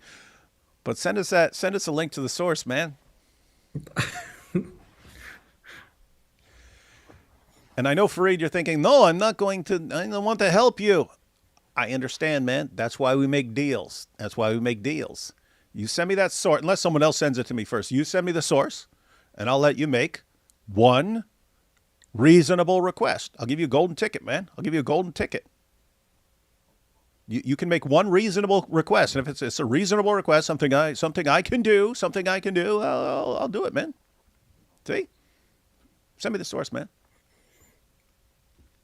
Good stuff. Don't you know that Fatima was 9? Yeah. Oh my goodness, man. So, he's appeasing Westerners and all this other stuff, and this is all modern. And now let's see what Muhammad Hijab said. It was any different than what the Shia guy said. Let's see. So this Shia guy, he lays out this lame stuff, and Fareed corrects him. But we have Muhammad Hijab not correcting him, agrees with him instead, apparently. He says, Sunni, I consider this a plausible view. In any case, it is untenable for critics to hinge their rejection of Islam on the age of Aisha, given that one can fully affirm Islam while holding that she was 18 or 19 for further discussion. This is a little problematic. One can fully affirm Islam. Yes, you could say, I believe that there's no God but Allah and Muhammad is his messenger and so on. And I believe that she was 18 or 19. You could say you believe that she was a million, right? Right? That's not compromising the Shahada or something like that. But yet you'd have to, it's for me, it's more like the implications. It's okay. If she was 18 or 19, your sources are garbage. Your entire historical methodology is screwed up and it doesn't work even on issues like this. And therefore it calls your entire methodology into question and casts doubt upon the entire hadith system, even your most reliable ones. Because guys, keep in mind, it's their most reliable sources, Sahih al-Bukhari, Sahih Muslim, the ones they point to as the gold standard of history of Muhammad. And you have tons. It's all over the place. It's all over the place that Aisha was 9 years old. Hey, we have a Muslim in the chat saying, "How old was Rebecca?" Oh, hang on. Yeah. Hang on. He said, "How old was Rebecca?" Hang on. Let me see if I can find this. What's his name? It was Abd something. I got to scroll up to. Abd something Noor. Because I saw someone responding to him. Let me find this. How long ago was it? How old was Rebecca? Was it like 10 seconds ago or like 5 minutes ago? Yeah, something like 10 seconds. Yeah. So I just found it. Oh, here we go. Yeah. How old was Rebecca? Well, it doesn't say, but she was apparently in her teens. She was out doing work, and she watered 10 camels, which you got to be pretty strong. And she was they asked her for what she thought about whether she wanted to go off and get married and so on. So yeah, does that answer your question? So long story short, there's no verse that gives her age. We don't have anything, and there's no combination of verses that give some sort of specific age. It repeatedly calls her young woman. The passage where it describes her repeatedly calls her young woman. It doesn't use little girl or anything else like that. So anything else? Anything else you'd like to ask? Notice we just paused what we were talking about to help you. So how old was Rebecca? We have nothing telling us what her specific age was. We just know that she's called young woman and she's doing things that a young woman would do. That's what we know. And so you can compare that with Muhammad and Aisha, where we have over 200 sources saying that Muhammad had sex with her when she was 9 years old. And we've got the Quran saying that you can have sex with girls even before they've ever reached puberty. So does that answer your question? Because keep in mind, we're being nice and assuming you have good intentions and you were just asking because you didn't know. Looks like Abdel Noor disappeared. Is it another one of those guys who likes running his mouth until you actually call him on it? It looks like it. And by the way, guys, note, this is how you know Islam is demonic antichrist religion. We respect the Prophet. We respect them more than you Christians. Oh yeah, how you show your respect by calling Isaac and Moses and Abraham all pedophiles. Really, that's how you show your respect? Oh, cool. Yeah. He just he gave the thumbs up there. He gave the thumbs up. Okay. So we're good. So he thumbs up. Okay, I guess we're good. See, guys, sometimes you don't jump to conclusions. You assume the best. He's just asking. He's asking. He asked a question. We answered it, and that was it. Okay, cool. Yeah, but yeah, for those who aren't as honest as Abdel Noor 87 here, you've got all these weirdos who just flat out saying Uthman just made a video about it defending. Oh yeah, we're gonna have to go through that or again. attacking it again. Yeah, Yeah. Wasn't Jake responding to like Uthman and stuff like that when he did his video? And so I don't know if Uthman is doing a response to Jake, but someone in the chat just said it. They said I don't know if it was a super chat or something, but someone mentioned We might need to go through. We might need to go through that, man. Yeah, It's such what you were saying earlier about. Guys, keep in mind, this is very recent stuff. I was there in the early 2000s. I was there in the early 2000s when this stuff was kicking off. Back then, they had their main arguments. It's scientific miracles, perfect miraculous preservation of the Quran. Islam's the fastest growing religion, so it must be the truth. And Muhammad's character, Muhammad's amazing character. He's so perfect and so great compared to any other human being in all of history. The only explanation is that he's from God. That's the only way of explaining how good this guy was, right? That's the real. We weren't just being mean and saying, "Hey, your prophet banged a little girl." That wasn't the point. It was, okay, you guys have made his character the criterion that we're using as evidence. Okay, if that's the criterion, how do you reconcile that with this guy having sex with a 9-year-old girl? They started responding and so on. So anyway, but guys, that's pretty darn recent. That's when I was kind of getting started in this stuff. That's when we start bringing it up, and then it's year after year after year of people denying it, and then they eventually get to the point where we make them start defending it, and then they start defending it, and then more and more people catch on. But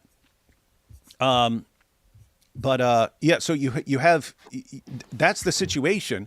But now you've got this where they're just trying anything. Oh, but Rebecca was 3. And it's complete idiotic made up nonsense, but they're favorite guys. Muhammad Hijab defends this. Sheikh Uthman defends this. You'll occasionally get an honest DAWAH guy. Jake Broncatella actually responded to that. This guy said, "Stop saying this. The Bible doesn't say that. It doesn't." And occasionally honest. Yeah. Occasionally honest. Definitely. Yeah. Not always honest, but he was honest in that sense. And so, but yeah, the point is, like, if they're still using this, if a bunch of people are still stupid enough to just believe this and they don't realize that it's this weird situation of them, the DAWAH guys are showing their true colors, that this isn't about respecting prophets and getting to the truth. I mean, they on that issue, right? They're lying about Isaac, a true prophet, but it's not just Isaac, because Abraham is the one who's sending his servant to go get a daughter. So you're implicating Abraham as someone who, go get her a 3-year-old, man, a 3-year-old. And it's not just him who's writing this. Moses. So Moses is writing down, yes, it's okay to have sex with a 3. Abraham, Moses, and Isaac. And you're attacking them all and flat out lying about them. How are we not to conclude that you don't actually respect prophets, true prophets? You respect one false prophet, and you're willing to throw every other true prophet under the bus just to defend the one false prophet. Okay, that's a demonic antichrist religion. Don't tell us that you guys have the truth and stuff like that, and that you are the ones who really respect. You don't. It's all complete nonsense. You show your true colors. That's why, even though we've answered this over and over and over again, you just have to, because you still have tons of Muslims who don't know that this is a lie. But some of those, once they see that it's a lie, some of those will be like, wow, I can't believe I listened to Muhammad Hijab and Sheikh Uthman lying about, like flat out lying about Isaac, Abraham, Moses, saying they're all cool with banging a 3-year-old. Also, we can defend Muhammad, right? You want people to know that. Some people would be bothered by it. I don't trust these guys anymore. So that's why we kind of have to keep responding to this stuff all the time. So I can't see exactly what that is in the thumbnail. I don't know if it's there's a book in his hand or it's a Bible, but he's saying Age of Rebecca Exposed. He has the book open and it says, he put like 3. And then he says, Habibi, she was 3. And it's got you, Sam, Avery, and someone else in the thumbnail. And it says, stunning revelation. They'll never mention Aisha's age again after this. Oh, now he's going clickbaity nonsense. Must watch. Yeah. Yeah. So apparently we watched that video. We're never going to mention Aisha's age again. So he says. All right. I guess we're gonna have to go through it. But it's like 19 minutes long. So it's like we can do that. We can do a whole live stream going. And he always lies because he's a compulsive liar, and he knows especially. I mean, his fans are like dumbest of the dumb. Sheikh Uthman, they're like a special level of dumb. And so he kind of knows he can just say something. It's a weird situation. Sheikh Uthman's fans are so incredibly stupid. We can actually respond to it, and they won't understand. They won't understand anything we're saying. They don't understand anything he's saying. Like when he's okay, and you add this to this, and you calculate this, and subtract this, and multiply it to the square it, and then divide by this, and so on. And they don't understand anything he's saying. It's just, Sheikh Uthman somehow proved it, and you respond to it and show that he's just lying. They don't get it. They're too stupid. That's my biggest concern moving to the future.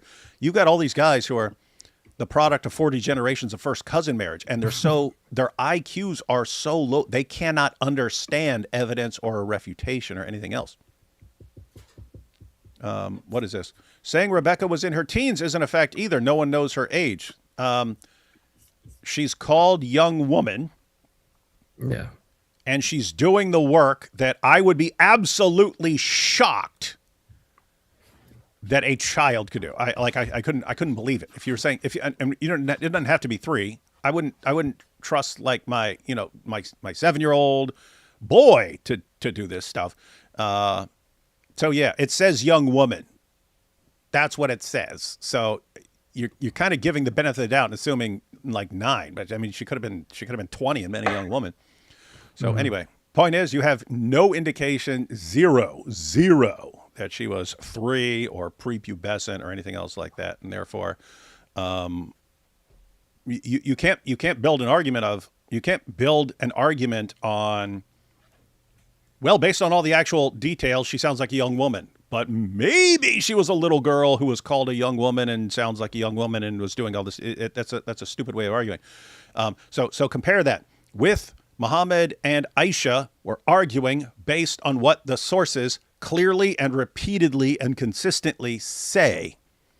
Saying, well, it's the same thing with Mary. We don't know how old Mary was. We don't have some specific age for Mary.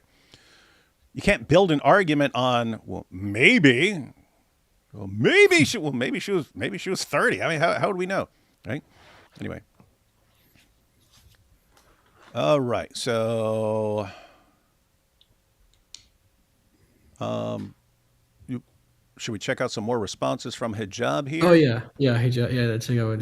Check out a little more from Hijab, and then we'll probably review that other clip at some point. Okay.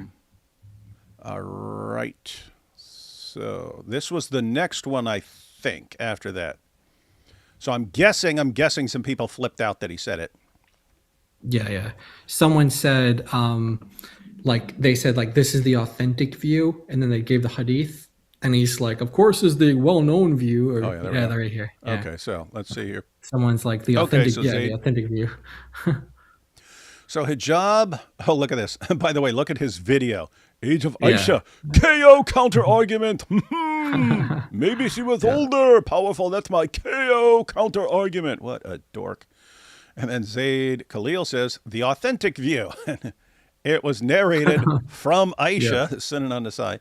It was narrated from who? It was narrated from Aisha that the Messenger of Allah married her when she was 6 years old and consummated the marriage with her when she was 9. And guys, you do have some difference in the Muslim sources about whether she was 6 or 7. I already pointed out that kind of makes sense. It kind of makes sense to be a little shaky on 6 or 7. But they're consistent on her being 9. So this is all over the place in the Muslim sources. And so he just says, hey, this is the authentic view. And then hijab replies, of course, this is the well-known accepted view. However, the other view, which many like Sheikh, I've seen people making fun of this guy. Yes, Sheikh al-Da'daw, considered to be plausible, runs as follows. Asma bint Abi Bakr, 10 years older than Aisha. Why are you saying that she was 10 years older? Massively debatable, and you have it's completely inconsistent in your sources. Died in 73 AH at age 100. This places Aisha's birth around 605, making her 17 to 19 at consummation. Yeah, if you ignore the couple hundred sources we have saying she was 9, and all the problems with giving that giving that 10-year difference there. Bukhari 2297. Aisha recalled her parents only as Muslims with the This is just stupid. He's not even getting how that idea is used correctly. He's not even getting the argument right. No, but he says, Aisha recalled her parents only as Muslims, with the Prophet visiting daily amid early Meccan persecution, 610 to 615, requiring conscious memory impossible under the 6 and 9 timeline. No, that's not the point. He's giving what the passage actually says, right? But how it's used is there's a mistranslation in Bukhari where she says, from the age of puberty. Yeah. Like, I remember my parents from the age of puberty, when it actually says from the age I could remember things. But guys, notice, as Hijab has put it, it makes no sense. So he's saying she must have been old because she only remembered her parents being Muslims. You guys see the problem? She only remembers her parents being Muslims. Okay, so that all that means is she had conscious memories after her parents became Muslims. Right. How does that tell you she's older? Right? Let me put it this way. If she was older, wouldn't she remember the time before her parents became Muslims? Right? If she was older, then wouldn't she remember? Hey, I remember when I was young. That was before my parents were Muslims. That would mean that she's older, right? If she could, I was like 15 years old when my parents converted to Islam. I remember that. Instead, it's, I only remember my parents as Muslims. That means that she was able to form memories after her parents became Muslims. Okay, that fits perfectly with the 6-9 timeline. Perfectly. Are you stupid, Hijab? Yeah. And then see Habib or Rahman, Age of Aisha, detailed chronological analysis. I'd like to check that out because I don't think this other, I don't think this is, there's no way that person used Bukhari 2297 like that. He must have been. No. I think Hijab's just too stupid to understand the argument even. One Yeah, second. I also, you know, they used to. We got a troublemaker here. Okay. 1 second. Here we go. Here we go. Someone needs attention. Someone always needs attention. Oh, I heard you guys were talking trash about my hero, Muhammad Hijab. I will come to refute you all. Hey, what's up, Issa? He's like, I just came. I didn't want to talk. I just Thank wanted you. to comment. Yeah, I saw the DAWAH Wars, and I said, I have to, if I can, I would love to Take a jump in. side. Issa's always ready for war. He's always ready for war. He sees a fight go on, and he's like, hey, I want in this. I want in this. Especially with the DAWAH Wars. Yeah, you know what I'm curious about though. Thinking about that, it's like how would a child like how would they even distinguish between pagan Arab and Muslim Arab? Because there's a lot of practices where Muhammad was like, yeah, we're gonna do this with the pagans. Like they would do like Hajj and stuff like that with the pagans. They would like go around the black stone naked together and stuff like that. Like they were doing things side by side. You couldn't tell of them apart in terms of like whether like you just see them like kissing the black stone together. You don't know if it's a pagan or if it's a Muslim. So a child, how would a child even know the difference? A child wouldn't know the difference between a pagan. But yeah, I like your point that you made. But I'm just starting to think about it. I'm like, how would you even be able? How would a child be able to differentiate? Code 3R says Mary was 12. Hey, Code 3R, are you a Muslim? Christian? What? Atheist? What? What are you? Well, Code 3R. Code 3R, you're over there saying some things. Someone said naked. Yeah, yeah. They used to walk around the black stone naked and do all sorts No, of I'm just saying practices. you could grant that entire thing. That doesn't help you, right? Like again, Yeah. if Aisha had said, "Hey, I was so old that I remember when my parents converted to Islam after spending all these years. I remember them being total pagans, yeah. and then they converted and stuff like that." That would mean she's older. Saying she only remembers them as Muslims means she was younger. So how does that not fit in? In other words, imagine a 6-year-old 50 years later growing up in the Muslim community saying, hey, from the time I was able to form memories, like 1 or 2 years ago, all I remember is my parents being Muslim. That means like she's 50? Where are you getting this? That's like insanely stupid. Did someone respond? Code. I didn't see any response from Code. Hey, Code 3R. Do you mind if I make a comment on that? I think it's super weird that I've seen that same verse book in 1 second. Man, he's such an important guy. Hey, what's up with people just making a claim and then we actually, hey, let's stop and address this, and then they go silent? Isn't that weird? It's a weird thing. Last guy gave us a thumbs up. Yeah. I said at least we got a thumbs up from the last guy. Yes, that's what I mean. I will give him the benefit of the doubt and assume he's actually listening to the response and so on, and realized, oh, okay, maybe I got some bad information from DAWAH guys. Guess what? You always get bad information from the DAWAH guys. All right, we ready to jump back into some of these responses here? Sorry, I've got a call. I'm here. The thing I was going to say is about that age thing. I think it's super weird that they keep bringing up. It's like a robotic response. They're like, "Oh, the person was 12 years old. The person is 3," and I'm like, "Where are you getting that from?" Oh, it's like maybe from some Jewish exegetical text that I don't know or understand because I've never read Jewish exegetical texts and I'm not actually trained to talk about them. Yet I want people to be trained in Islamic texts, but I'm going to read Jewish texts that I don't have a clue or understand about, but I'm going to give my great understanding on them even though I don't know them. And the biblical text does not have any timeline or date because it's not a consideration. That's not an importance of the text. So more like genealogy is important, but these ages aren't that important. And also, like with the Rebecca situation, there's no way she could be 3 years old because she was carrying water. So the text, it's an impossibility. It was just a judgment of one particular rabbi who may have made that gesture, but who cares? Yeah, it's not even clear. It's not even clear what he was saying in that passage. Yeah. People think that they even misinterpreted him. You did have some later people who rolled with it and thought that he was speaking accurately and stuff. But other rabbis responded to him like, "What are you talking about?" Yeah, it's not a consensus position or something like that. No. Like it's not like this is obviously what the text is. Yeah.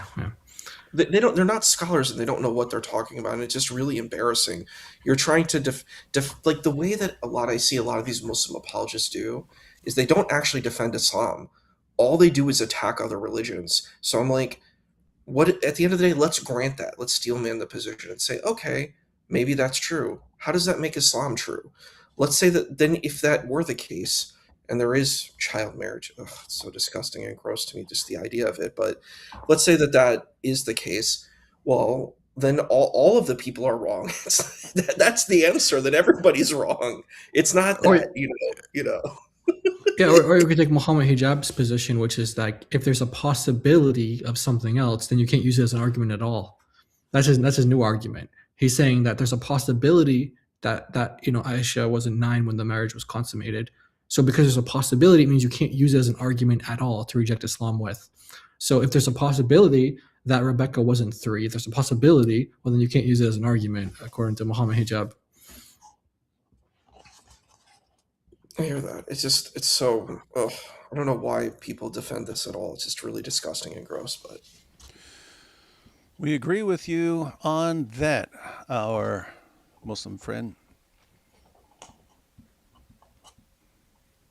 All right, let's see what we got here. So this is what he said. So this is what Hijab says, and then I guess people are going to respond here. Hey, Zaid again says, Muhammad Hijab, stop leading the ummah astray. Ouch. By suggesting there could be a legitimate second opinion on this matter.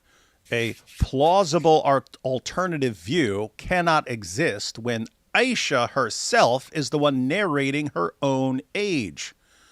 And then he's got the age of Aisha, an appraisal of the traditional and revisionist position. So we could check that out at some point, but we're fine. We'll just go through some of these responses. How would you explain the strong hadith where she states her age herself then? All right. Strong hadith, yeah. Strong hadith. Let's see. It's very strong. What do we have here? Some traditionalist revisionists, such as Abdul Rahman Kandalawi, argue that Hisham ibn Urwa, whom they show, citing al-Dahabi and others, suffered from memory issues, simply made an throwing this guy under the bus. Simply made an error in transmitting this hadith from Aisha. While there are counter arguments based on other chains of transmission, yes, namely chains of transmission that don't have him, and they're all saying the same thing, I'm only elaborating his view here. One must also remember this issue is a historical exegesis and doesn't carry Aqidah or fiqh implications, so it doesn't matter too much how old people believe she was. Doesn't matter if you... Dude, it matters a lot, right? You're talking about some serious problems if Islam allows and promotes sex with prepubescent girls, dude. And as far as, he's only concerned with, can you maintain this position and still be a Muslim? Well, yes, obviously you can, but what you're saying is you're going in the direction of hadiths are garbage. And that would affect a lot of things from your religion.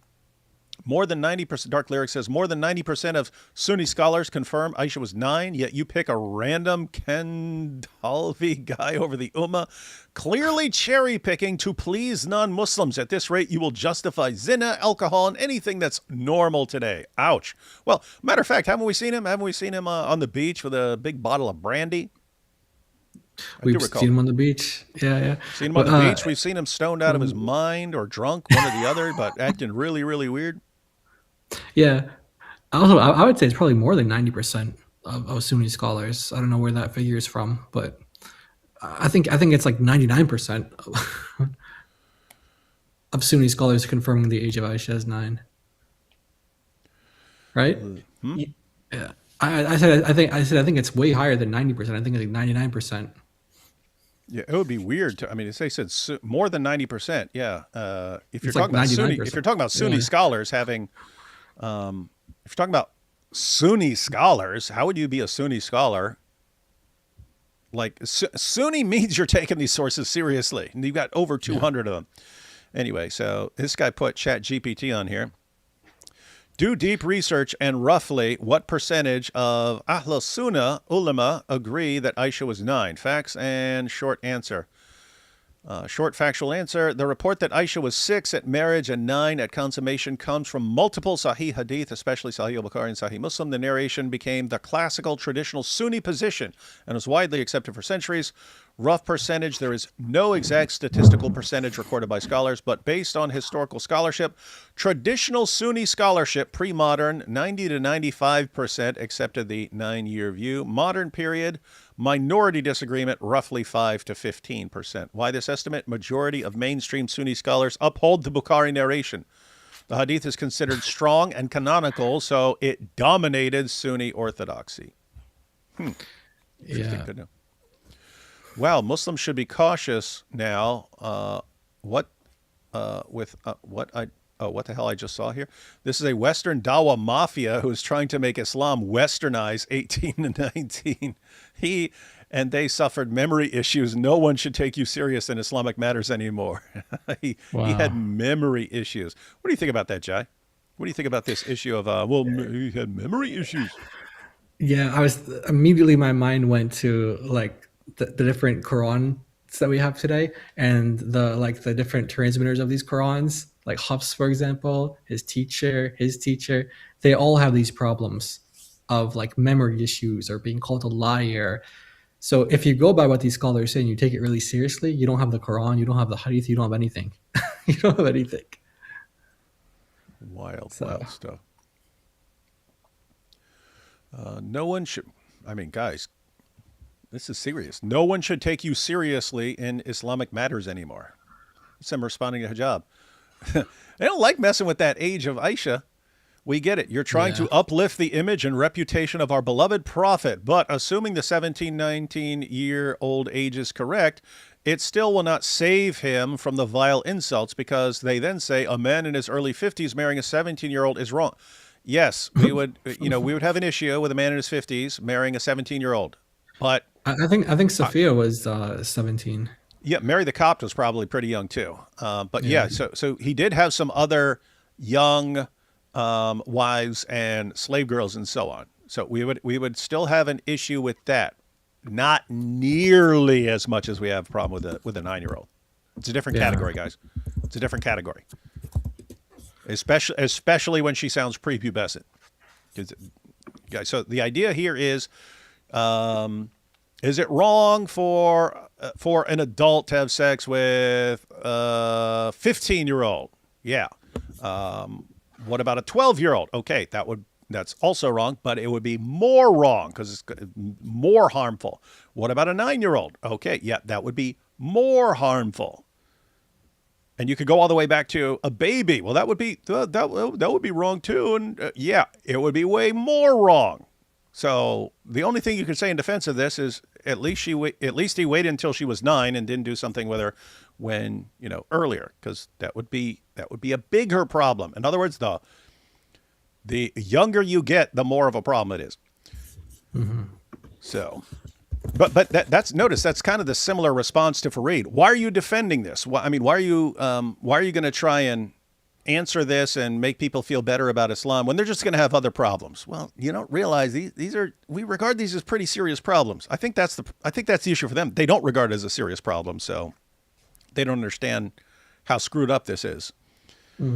Prophet was 40 years old when his prophetic mission began, 13 years after his hijrah began at the age of 53. In the book of Al-Isaba, volume 8, page 16, Ibn Hajar says Aisha was born 4 to 5 years after the prophet's mission. Who the heck is Dadao? Get out with your Ikhwani gang. They're like making fun of him.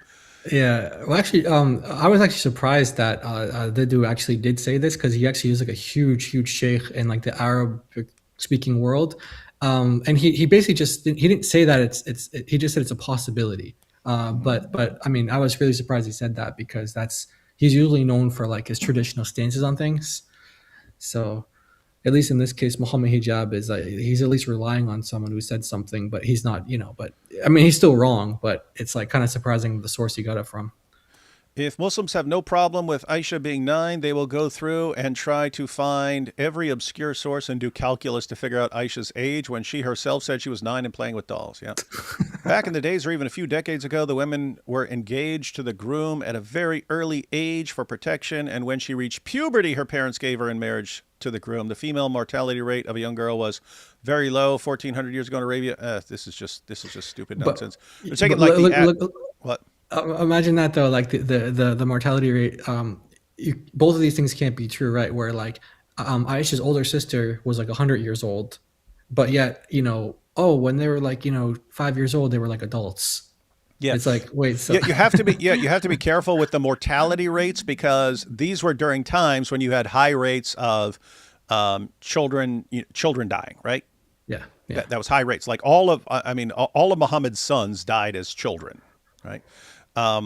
So it was just common back then. But guess what? All that gets calculated into mortality rates. Basically, if you survived early childhood, the mortality rate shot up.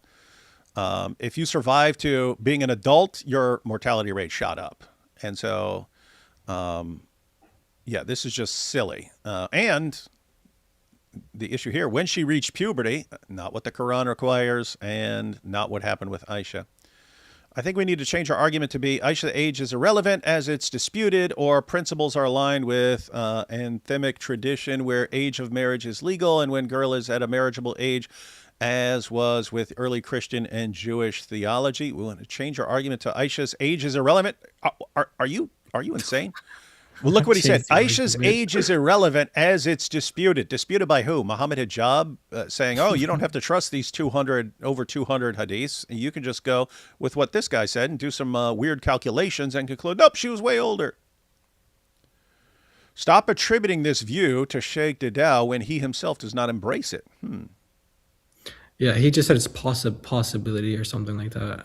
Sheikh Didao, the guy who has Imam spit in his hand and he wipes his face with it? Ugh, nasty. When is Muhammad Hijab not in the forefront of a heresy? Yasser Qadi's brainchild.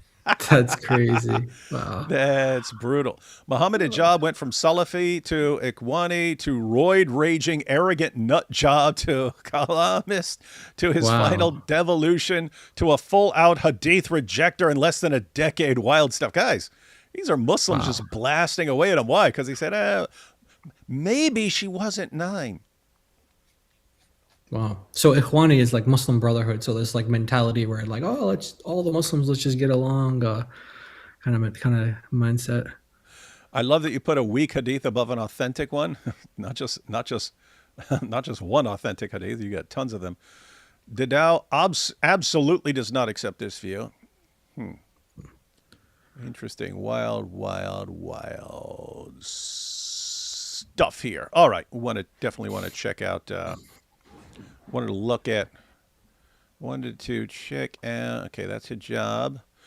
I don't think we can read this long thing. He tried to wear him down. Hang on. I'll just show it, guys. It's like a tactic. Yeah, I'll just show what he did. We're familiar with this with the DAWAH guy. They try to say so much that you're just like, there's no way I'm even reading that, let alone responding to it. Let's see here. All right, got this up. Look at this, guys. So everyone jumps all over Muhammad Hijab. And what does he have here? Look at this. Dude, what in the world is he thinking? Like, he's talking to Muslims.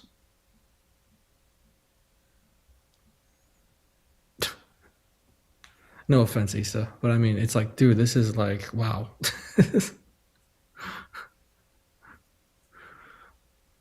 Look at this. He still includes this in here. Yeah. Look at the top there. In yet another narration, Sahih al-Bukhari 2297, Aisha states that since she reached the age when she could remember things, she has seen her parents worshiping according to the right faith of Islam. Yeah. Okay, I don't, like, this makes me think he's like beyond stupid. He doesn't understand. Dude, this does not help you. You would have to, if you wanted to say she was old, you'd have to say she remembers her parents long before they converted to Islam. She's saying she only remembers her parents as Muslims. What's that mean? Well, guess what?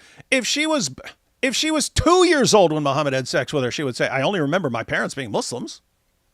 That's not helping you. Are you stupid? Oh gosh, what is this? Apparently, wait, one second.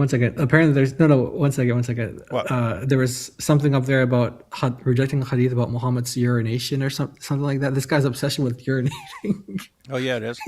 This point is not to reject any single report, but to illustrate, I'm in the middle of the page, to illustrate that the Ummah's hadith scholars have routinely subjected even Aisha's own transmissions, soundly chained as they are to this kind of comparative historical analysis, exactly as they did with her statement on the Prophet's urination. What's up with this guy in urine? This guy's insane, man. What about the pee-pee? Explain the pee-pee if you think she was not 19. Oh my goodness, guys, look at this. What is this? And then he has a post underneath it too. Like he has like a follow-up on it. Oh my goodness, guys. He has a follow-up to that? Yeah. Oh boy, hang on.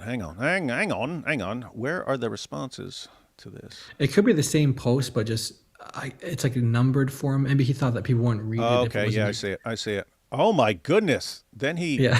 Oh my goodness. Oh wow. Hang on. This is bad, guys. This is like Now he can like refer people to like, you didn't respond to point number 5 or point number 19. Oh, you didn't respond to it because you can't. It's too powerful. Again, guys, this is a DAWAH strategy when they just try to give you like too much dumb stuff to respond to, and then there's like, I'm not responding to all this. But anyway, let's scroll through this one more time real quick. Let me just read the beginning. There's no way we're reading this, guys, which is the point. It's what's the goal here for people who aren't actually able to follow the arguments? They would just look at this and go, oh, wow, he said a bunch of stuff. He must have had an airtight case without actually reading it or understanding it. Let's read the beginning. In the broader scholarly discourse concerning the historical details of Saida Aisha, blah, blah, blah, blah, blah, blah, blah. Okay, we're not reading this. No, this is just stupid. Hang on. Let's go down here to his individual points. Oh, my goodness. Look at this. You then he'll go to direct people to like, you have to respond to point number 3, point number 5, point number 7, and otherwise I'm not going to respond to you. You see? How can you see? You're not refuting all of this. You're not refuting it. Okay, what do we got here? All right. Here we have his points, guys. Yeah, he tried to make it a little bit more readable. Okay, the narration in Sahih al-Bukhari and Sahih Muslim states that Aisha was married at 6 and the marriage was consummated at 9. This remains the majority classical position. This discussion is purely methodological. It does not endorse any alternative age, such as 18 or 19. 2, recognizing that an age of 19 is academically plausible. Do you know what plausible means? No, he doesn't. Yeah. If you wanted to say logically possible or something like that, I would grant that. Plausible? No, the only way it's, yeah. And here's the issue, and that's why Muslims are flipping out. I would grant that it's plausible if you grant that your hadith, your entire methodology is garbage and you can't trust these sources. That's when I would grant that it's plausible. If you're saying that they're even somewhat pretty darn reliable, we got over 200 of them, man. We got over 200. Anyway, recognizing that an age of 19 is academically plausible in light of historical cross-references does not mean endorsing that age. It simply highlights that sincere scholarly discussion is allowed. The central point, the Neo-Salafi claim that every single hadith in the Sahihain is beyond all... That's Bukhari. That's the Sahih stuff, yeah. Yeah. That's the, what's that, the 2 Sahihs? So that's 2 Sahih, yeah. Is beyond all academic question is simply not the position of the Salaf or classical Sunni scholarship. The ulama have always distinguished clearly strict scrutiny for law and creed, but greater flexibility for purely historical and biographical reports. Imam blah, blah, blah say, we are severe with chains for halal, haram, and legal rulings, but lenient for virtues, rewards, and historical stories. Even within the Sahihain, critical engagement was normal. Ibn Hajar wrote an entire book to verify Bukhari's mulakat, incomplete chains, blah, blah, blah. Is he getting to... What's he doing now? He's not giving any evidence. He's just... He basically just it sounds like he's just saying we can... It's possible to question Bukhari. Yeah, it just sounds like sounds like he's saying we're allowed to question Bukhari. I would But none of those scholars question the age. They're just questioning other things. Yeah, like and again, just saying you can question something in Bukhari is not the same as saying, hey, we have 200 hadiths saying one thing and nothing saying anything else, but it's plausible that all 200 plus of those is wrong, and we can just make something up. Yeah. So someone questioned Muhammad's urine, so now we can question Aisha's age, like that kind of thing. Hey, he's back on the urine. Aisha's sound report says the Prophet never urinated standing, yet Hudhaifa's report in the same Bukhari says he did once on a journey. Scholars reconciled them rather than accepting Aisha's words absolutely. Well, I mean, if Aisha's just saying I never saw him, if Aisha's just saying I never saw him I never saw him urinate standing. That's completely consistent with him being in a different spot, in a different place, in a different situation, and urinating standing up. So What that's a not weird even thing to proving it. report on too. Such a weird thing to report on. Like Sure. the guys that battle with Muhammad, and he's like, I saw him standing when he was urinating. Like, why would you? Such a silly thing to say. He's still just screwing up 2297 there. It doesn't help you. That goes against you, dummy. This is further weighed against the timeline of her sister Asma bint Abi Bakr, who was reported to be 10 years older, actually 14 to 15 years older, if you put it all together, who was reported to be 10 years older and died at the age of 100. Again, this is that's weak, and extremely stupid and sloppy. Scholars also rejected certain narrations, blah, blah, blah. Man, he's actually equipping us with all sorts of stuff here, actually. There's some stuff I'm going to look into. It's like we can use these in arguments, actually. So the Prophet's marriage to Aisha 1400 years ago is entirely defensible in its historical and cultural context. This point is made to show both Muslims and non-Muslims, even strong disagreement with the reported age does not undermine Islam itself. Our faith stands firmly on the Quran and authentic Sunnah. That's what you're calling into question, dude. And you're the dude who says if you just look at the Quran, you'll conclude that you could bang a 5-year-old. Wow. Not one historical number. Well, the historical number comes from the authentic Sunnah. Yeah, that's weird. Thanks, I learned something, but now I doubt all Sahih hadiths. Like, why should we trust them? Nice. The slander of prophets is a universal pattern of corruption in the older books. The slander is on different, normalizing deviance and sowing confusion by projecting the indefensible. This is a lie with an obvious motive and should be condemned by all. What? You're ignorant. This hadith is not just narrated in Bukhari, but also in Sahih Muslim. It's in a bunch. Sue yourself. Did he just say sue yourself? Because he likes to sue people. He said sue himself. I think that's see yourself. Maybe even say see for your. I don't know. Yeah, sue yourself. Yeah, you should sue it. As the report from Aisha is sound, the issue is memory, not legitimacy. Even if she misremembered her exact age, she wouldn't have cited 9 unless it was socially accepted, indicating a norm at the time, not an exception. Yeah. It's hard to watch this. She was on a swing. Not sure if the Nasai is mentioned also. Summary of arguments of those who disagree with hijab. 1, so you don't believe in the previous scholars. 2, calling names. 3, memes. 4, so you think Imam Bukhari was wrong. 5, lol. 6, so there's someone defending hijab. Why are you trying to please the West? You're going astray. Look, here you have. Ain't nobody got time to read all that. Weak stance, Exactly. man.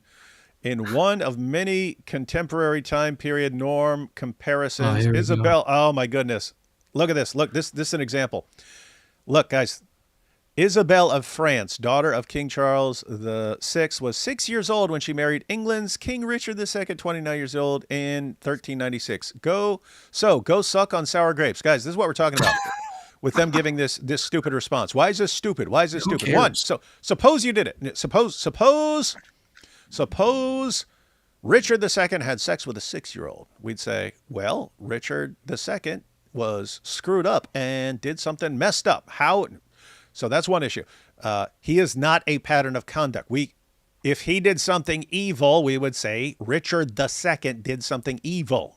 I have never met and never will meet someone who takes King Richard II as a pattern of conduct that all other people should be imitating. So that's if this were correct. But guess what?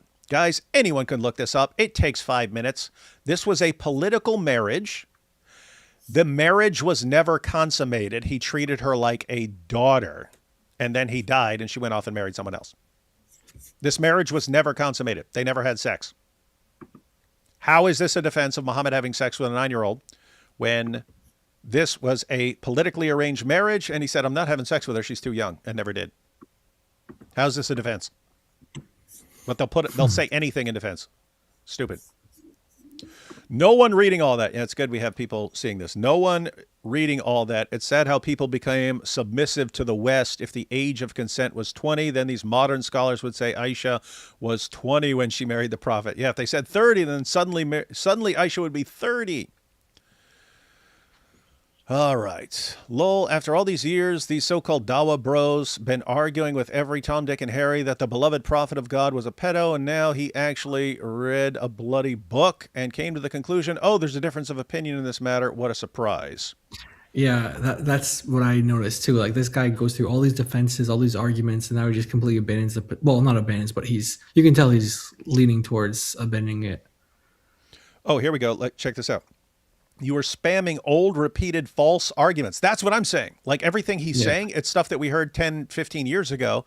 And not just Christians, but Muslims themselves refuted this by going through the sources and saying you're lying about these sources. So you are spamming old, repeated, false arguments. All your arguments are either false or fabricated. Asma wasn't just 10 years older. This author, that's right, she wasn't. This author also says all the sources without exception say that she, i.e. Asma, was 10 years older than Aisha. That is not the case. Ad-Dahabi said in Sierra blah, blah, blah, blah, Asma was more than 10 years older than Aisha. Yeah, I've seen 10 plus a few, which suggests like 14 or 15. And that actually fits the timeline of her, of Aisha being being 4 or 5. Being born 4 or 5 years after Muhammad started his little. Oh wait, career let's see that comment more. Let's see that comment. The one he's like disgusting. Muhammad is. Which one? Right, Oh, right there. This one. Oh, disgusting to see Muhammad Hijab cave into the kuffar in this discussion. Classical position is the authentic position. Other historical references are just cope and naivety. Unfortunately, this is the signs of the hour of how scholars themselves will be corrupted as good scholars die out. Ouch. Ouch. Ouch, ouch, ouch, ouch, ouch. Look at this. Let them convulse. She was 6. So effing what? We don't owe anyone any explanation. Her father gave her hand in marriage. That's Fareed's defense. Yeah. How can it be grape if there's parental consent? If her father, Abu Bakr, had no problem with it, then who cares? Okay, so if her father had no problem with it, then you'd have to say, like, remember Sheikh Asim al-Hakim? He said, even if my daughter was 6 months old, I would give her to the Prophet. Okay, so, and this guy would have to agree. Look, if a father agreed to give a 6-month-old, you'd have to have no problem with it, right? Because that's her father. You guys are nuts, man. Muhammad Hijab, Hazrat Aisha's marriage age issue has fueled so much blasphemy against the Prophet, largely due to treating Bukhari and Muslim as infallible. At times, it seems defending the Sahihain is prioritized over safeguarding the Prophet's honor. Well, notice there's like, you have to pick. Do you want to defend the sources or do you want to defend Muhammad's honor? You got to pick. You can't do both, because if you treat the sources as reliable, then Muhammad looks really bad. So if you want to protect him from criticism, you have to question your sources. This is weird, wild stuff.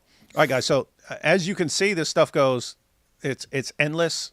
I did want to take a look at Adnan Rashid. Oh, yeah. He hated response too.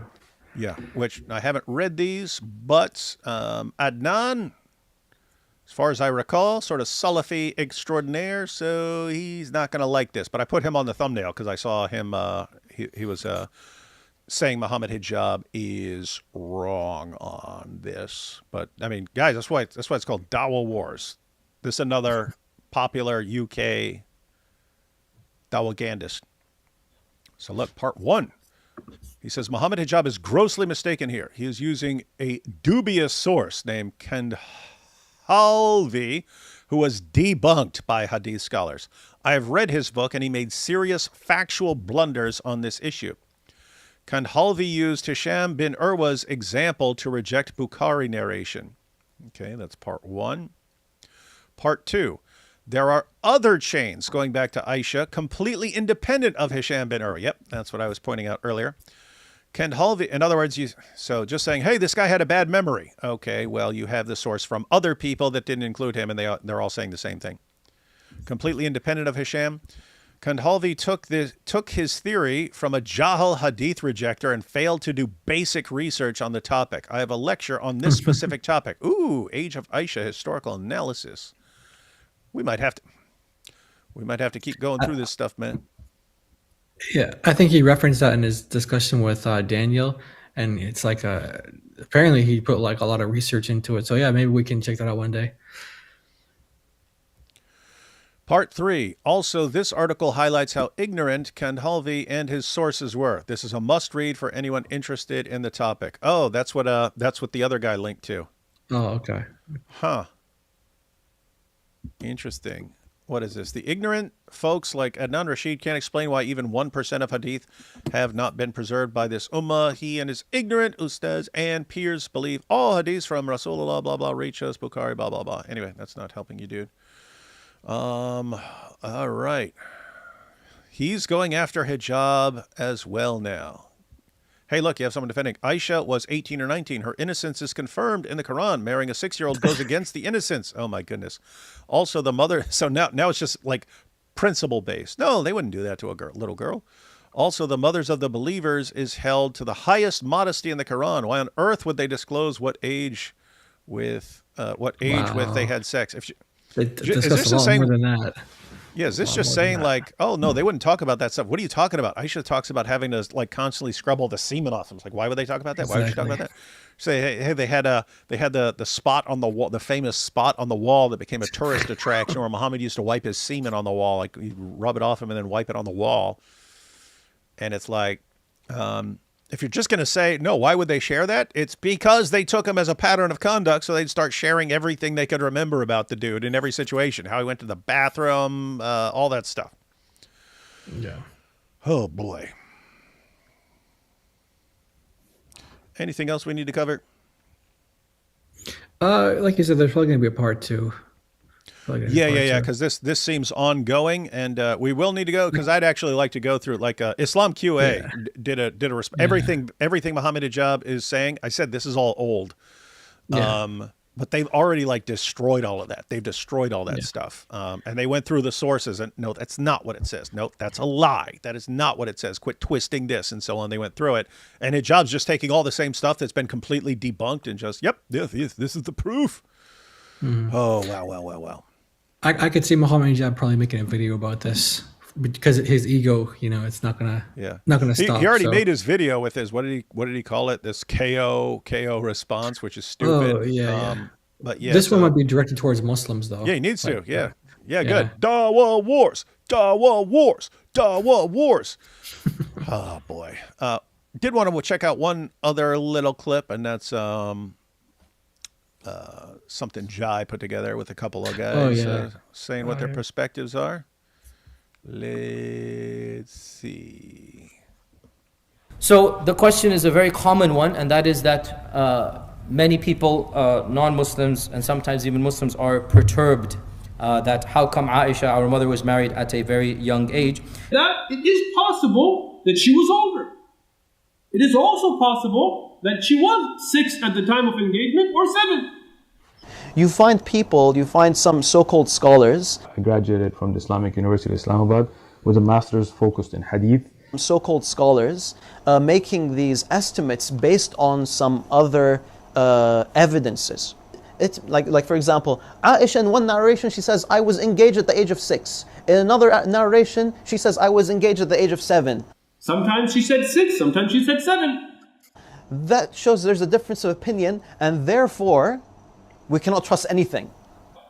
But did she actually know her age or not? And by the way, that reasoning there, hey, there's difference of opinion 6 or 7. I pointed out there's all kinds of stuff that were somewhere on the borderline of when I was 6 or 7. If you ask me, unless it was something specific like, oh, I remember it was the 4th of July, in which case I could figure it if I would know it was after my birthday or something like that.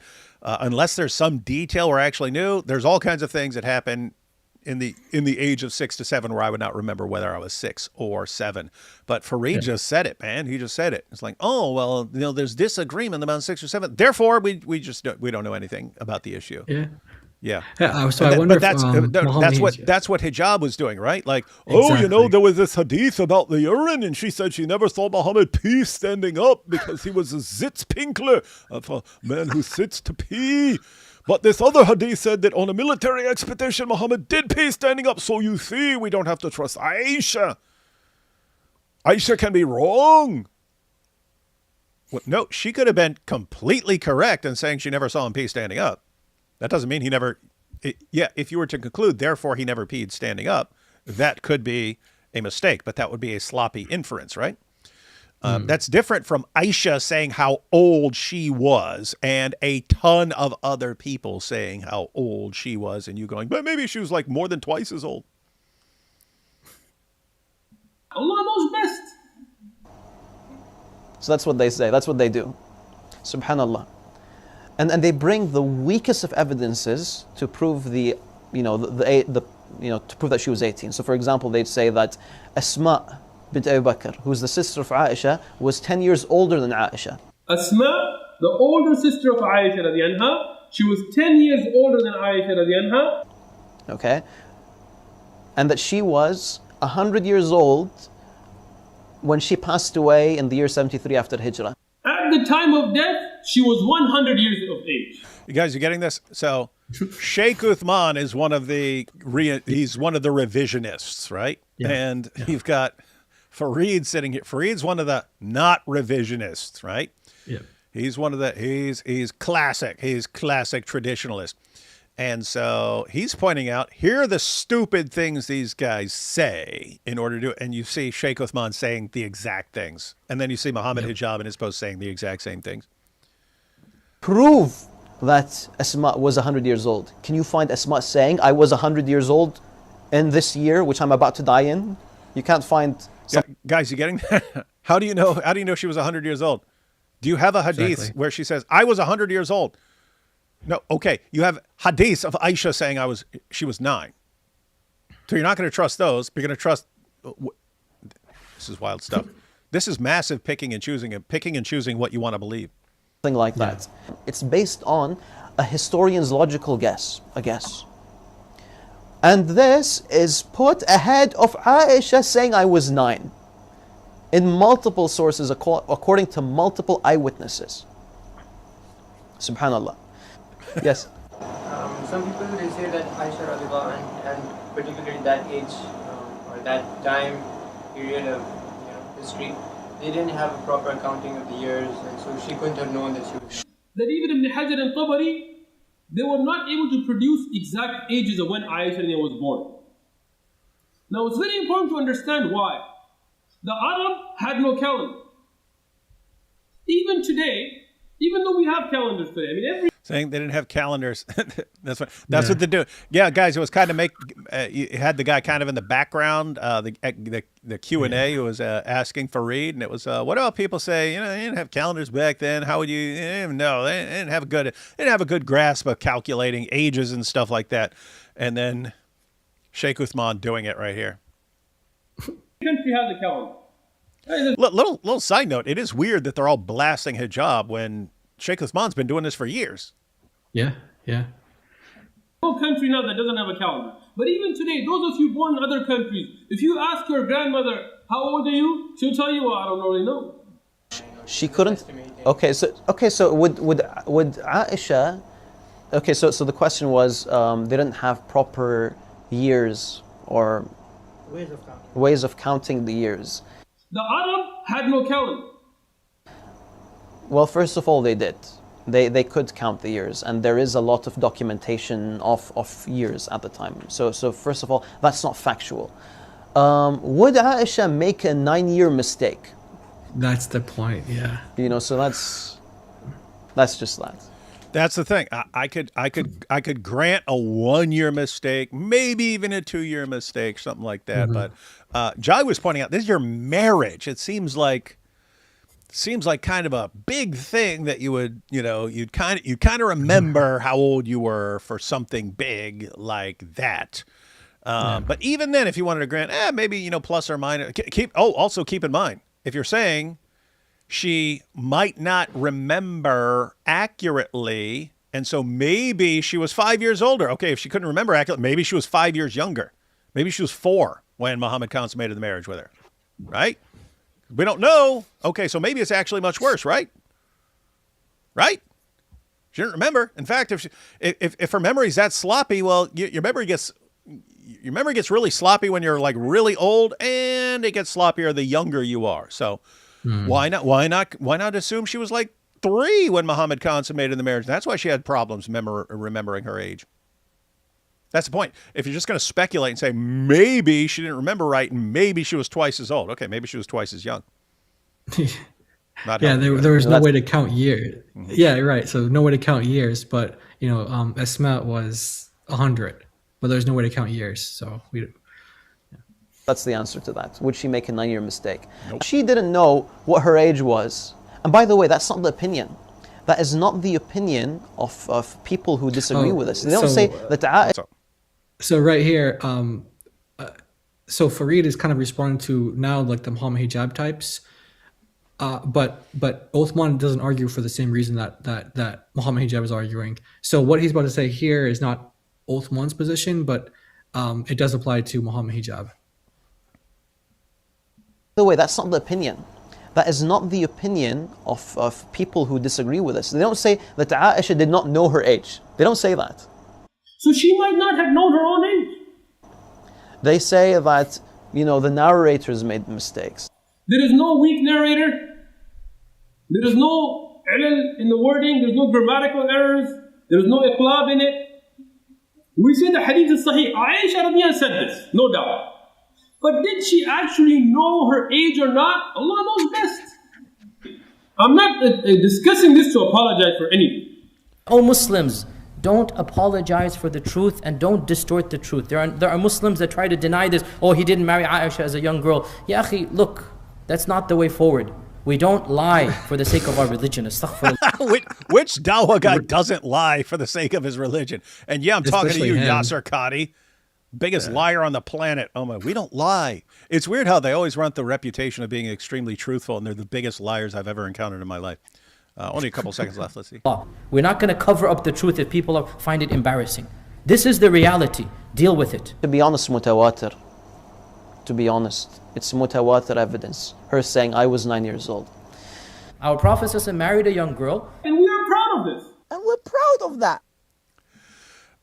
It's just funny, Sheikh Yasser Qadi, if you're thinking, what hasn't he lied about? Guys, his dad is one of the people who popularized the one perfect Quran, perfectly preserved, not one letter of difference between any 2 Qurans in history. His dad, Mazhar Qazi, is one of the people who popularized that. And Sheikh Yasser Qadi, we've got videos of him saying that there hasn't been one letter of difference between any 2 Qurans since the time of Uthman. And we know he knew it was a lie because we have videos of him where he's talking to people who are becoming scholars and saying, of course, there are different Qurans in different parts of the world, even today, that have different words and different letters and different meanings and stuff like that. So he's flat out lying. So this is and what was the point? The point was giving Muslims a false confidence that their book is somehow miraculously preserved and therefore being protected by God and therefore from God. And he was totally happy lying for what?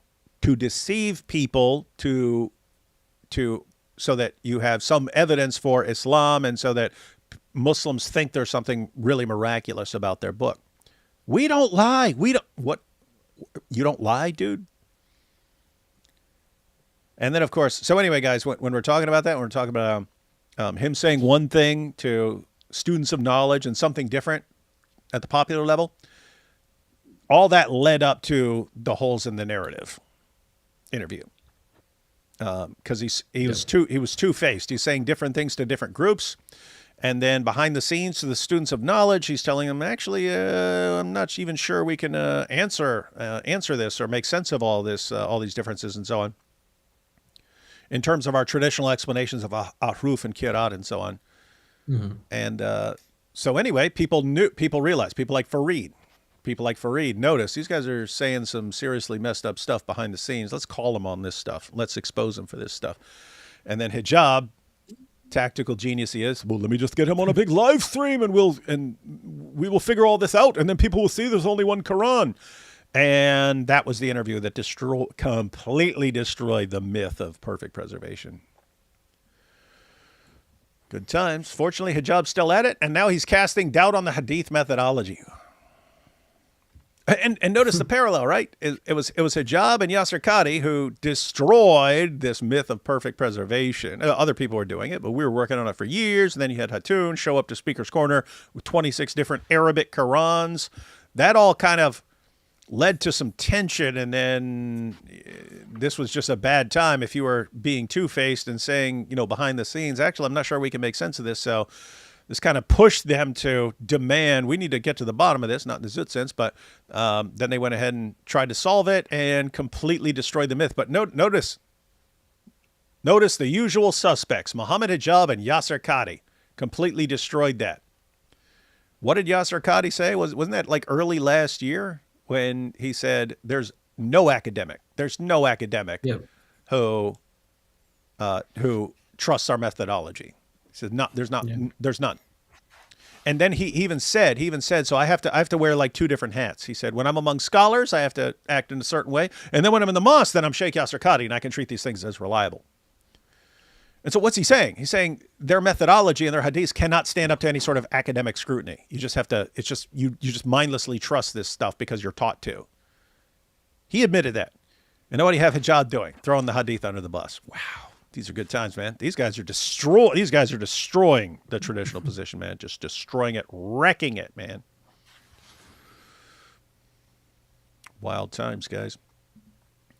Oh, wait, hang on. Before that, I got to add the super sticker here from Shameful Music. Why is your music so shameful? People used to say, don't ask a lady about her age or a man about how much money he makes. Funny how it relates to this live stream. Yeah, both the age. The age. No, I'm pointing out, guys, what you make in a live stream just is totally different for every single live stream. And it's not something you need to ask me. All you'd have to do is sit down and every super chat, add it up and calculate, subtract a third, and you'd know exactly what was made during that live stream. Let's see. I was plagued by demonic visions for 6 years and spoke face to face with several prior to being saved, but I don't talk about demons nearly as much as Nordine. Learn when it's appropriate, brother. Yeah, that's kind of my issue.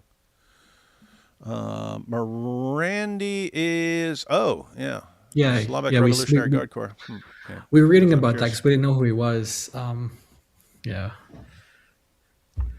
Goes on Piers Morgan. Sunnah 2 has a good list of relevant references. Search Aisha's age. Yep. You know what they also have on Sunnah 2? Hadith about al-Zut. Look at that. That was perfect timing. Al-Zut. Why does the word al-Zut sound so darn funny? It does. Al-Zut. Muhammad was the Robin Hood of strength. Because he took the strength of other men and gave it to himself. Oh. That's funny. That's pretty funny. The Prophet al-Zut's peace be upon him from Allah. It was powerful. Jack Ray, by the way, thanks for the channel memberships there. Farid is proud. Pride Moped Parade. Why don't you talk about lemons and their influence in Islam? There's no way Muslims believe Yajuj and Majuj without lemons. Nice. Bukhari 5020. Kitab al-Kafi, volume 15, pages 750 to 754, 9 years old. Volume 15, is there a... There's like an online, there's like a Sunnah.com, but like a Shia equivalent, and I have it. No, I'm saying I have al-Kafi, but the translation I have is probably like between 8 and 10 volumes. So I'm guessing it's like I'm guessing there are different collections. In other words, I'm thinking, well, I can't go to volume 15 because the one I have is numbered differently. But it's like Sahih Muslim. I have Sahih Muslim. I have Sahih Muslim in a 4-volume version and in a 7-volume version, depending on who published it and so on. Yep. Found the hadith, Googled the divine marriage of Ali. Ooh, here we go. Al-Kafi. Yeah. Hang on. Give me a second, guys. I actually want to find... I want to see what's on that website. Fatima. Let's see. We want to grab this, not the way the Al-Zut grabbed Muhammad, but I'm just going to make sure I have this for later. And I guess it's going to be Ali will be in there. So. All right, I got that for later. I will check that out. Very interesting. Yeah, too late for Reed. Deal's off, buddy. Deal's off. I said you'd get a golden ticket. Now you get nothing. No comment there, but thank you. Issa looks all dressed up for church. Yeah, he does. Looks like a banker, man. Except for your beanie on top, which makes you look like a weird cult leader. You look like a banker. The narrator of Asma being 10 years older than Aisha is graded as weak, and his independent works are to be rejected. Why are Muslims using weak sources to argue against Sahih and established positions? Yeah, and that's what I mean. It's like multiple layers. It's like Asma being 10. One that's weak. Two, you have all sorts of differences. You have differences in the Muslim sources on how much older Asma is. The normal one I see is 14 to 15, right? But they'll go with this one because they can twist it into saying something they agree with. But even then, it's okay. How are you calculating it then? Oh, based on that she was 100 here. And okay, how do you know that? They're taking all these things and compiling, and meanwhile you got 200 plus hadiths just saying Aisha was 9. Okay, don't trust those. We're going to compile them and add this and add that, add this, and the ankle bone's connected to the shin bone, connected to the knee, and by the way, that's the real concern of the people who are responding to hijab. If you're just going to take something anything you don't like in the Muslim sources or anything you want to appease the non-Muslims on, you're just going to say, well, maybe. You can always find a maybe. You can always find a maybe because the sources are, if you're talking all their sources, you can always find some reason to doubt, and you can find a scholar who said almost anything on any of these issues. And so you can basically, using hijab's methodology and Sheikh Uthman's methodology, you could redefine Islam to mean whatever you want. Mm-hmm. You could twist it into anything you want. And that's what the Salafis and so on are worried about. Whenever Issa gets on, David instantly gets on his best behavior. Yeah, I know.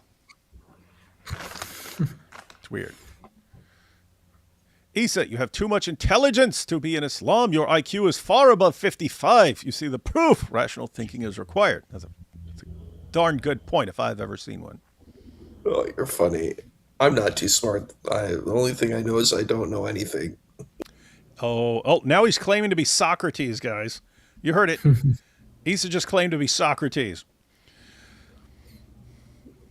You know the movie because you know every movie, so I know you know. Have you heard of Socrates? No, have you heard of Plato, Socrates. Aristotle, Socrates? Moron. Socrates. Now you're talking Bill and Ted, man. Socrates and Beethoven. Also, someone in my church looks exactly like Issa. Coincidence? You see, this is the proof. Issa is Jewish, ex-Muslim Christian. That's powerful. You see, they suffered from memory issues. How then can they remember the Quran? So it's all a bad memory. Well, you see the proof. This is all important. Well, Upon receiving... I was going to say, like, in the academic circles, people do not trust the hadith. Like, from academic scholars, that's something because I'm actually taking a class in hadith right now, because it's a part of, like, the Islamic studies degree. And what's interesting about this is that the scholars, like, through a scholarly lens, they're like, we don't trust the hadith system at all. It doesn't fit the scientific academic system at all. And so there's a great tension between, so like for Islamic scholars, it's like super important to like Western, what you would call, I guess, modern, so quote unquote Western scholarship. They're like, yeah, this is completely unreliable in every single sense. There's nothing reliable about hadith. The memory stuff, it's like, how do you rely on that? Like, you can't. And the problem is you have the rise of so many fabrications and forgeries, and it's like you have 30,000 hadith plus. It's like, how do you gain those many hadith in what, like 20 years?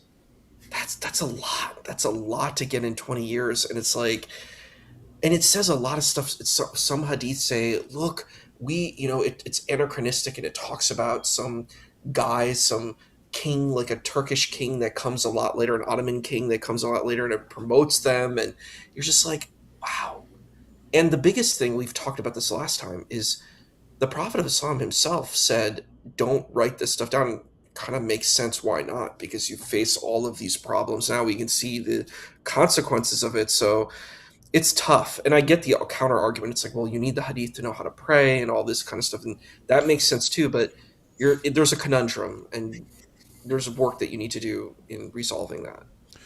And that's what the Salafis are actually a bit concerned about, right? They've seen what happens when those two worlds collide, the scholarly world and this is what we've been taught all our lives, collide. Some doubts are created when that happens. So they saw that back in the day. You had the scholarly world, which is, of course, there are different Qurans, and we can do textual criticism and examine manuscripts and stuff, and totally normal.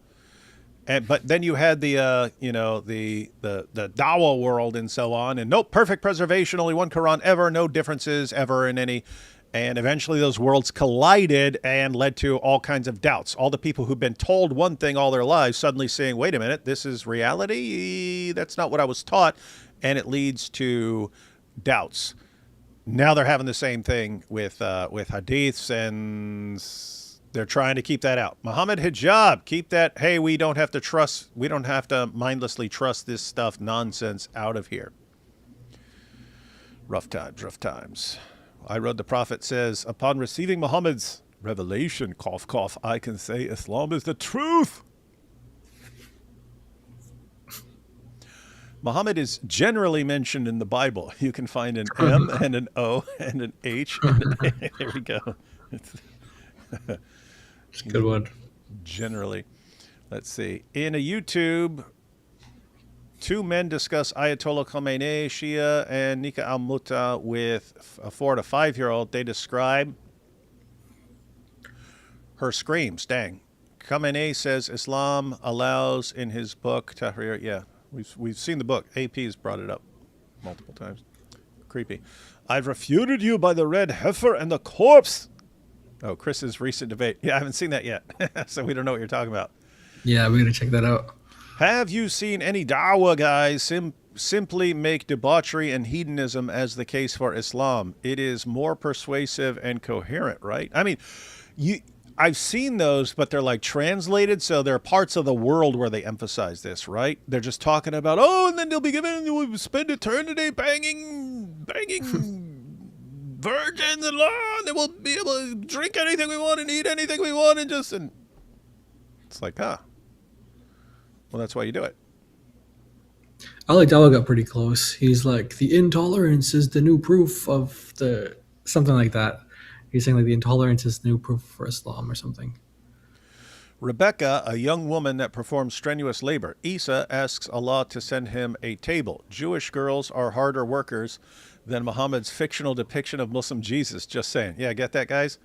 So it's saying, Jesus, who's a carpenter, he's like, Allah, just give me a table. And meanwhile, Rebecca, she's out there doing the work of multiple people. Interesting. Need to also take into account the power dynamic imbalance issue. My 18-year-old niece married a 54-year-old.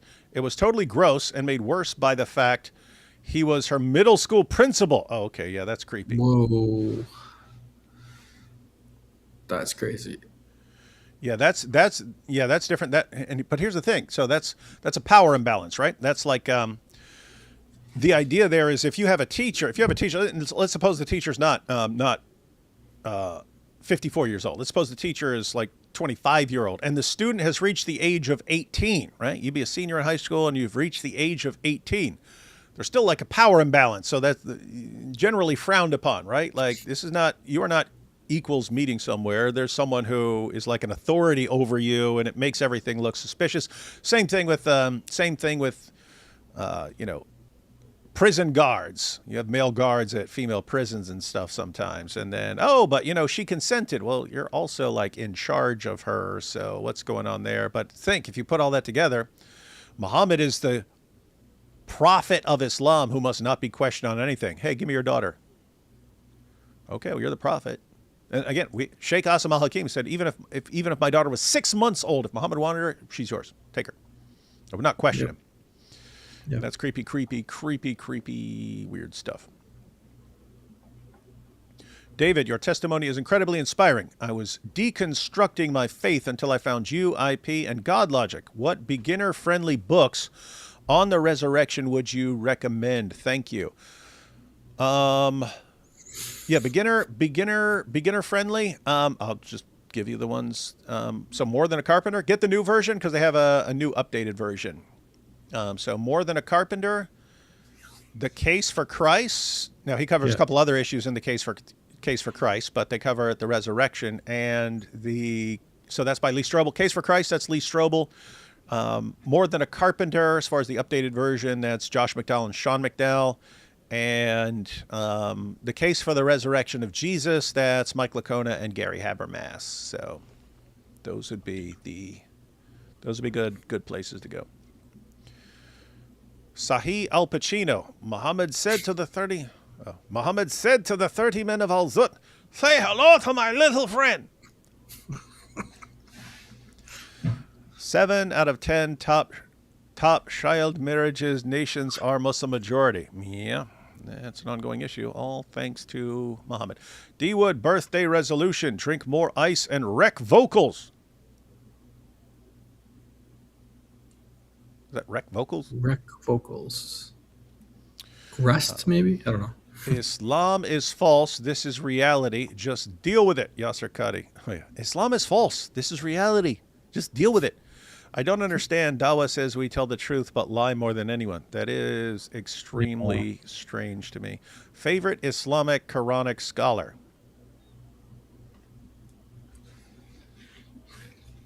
Muhammad Hijab.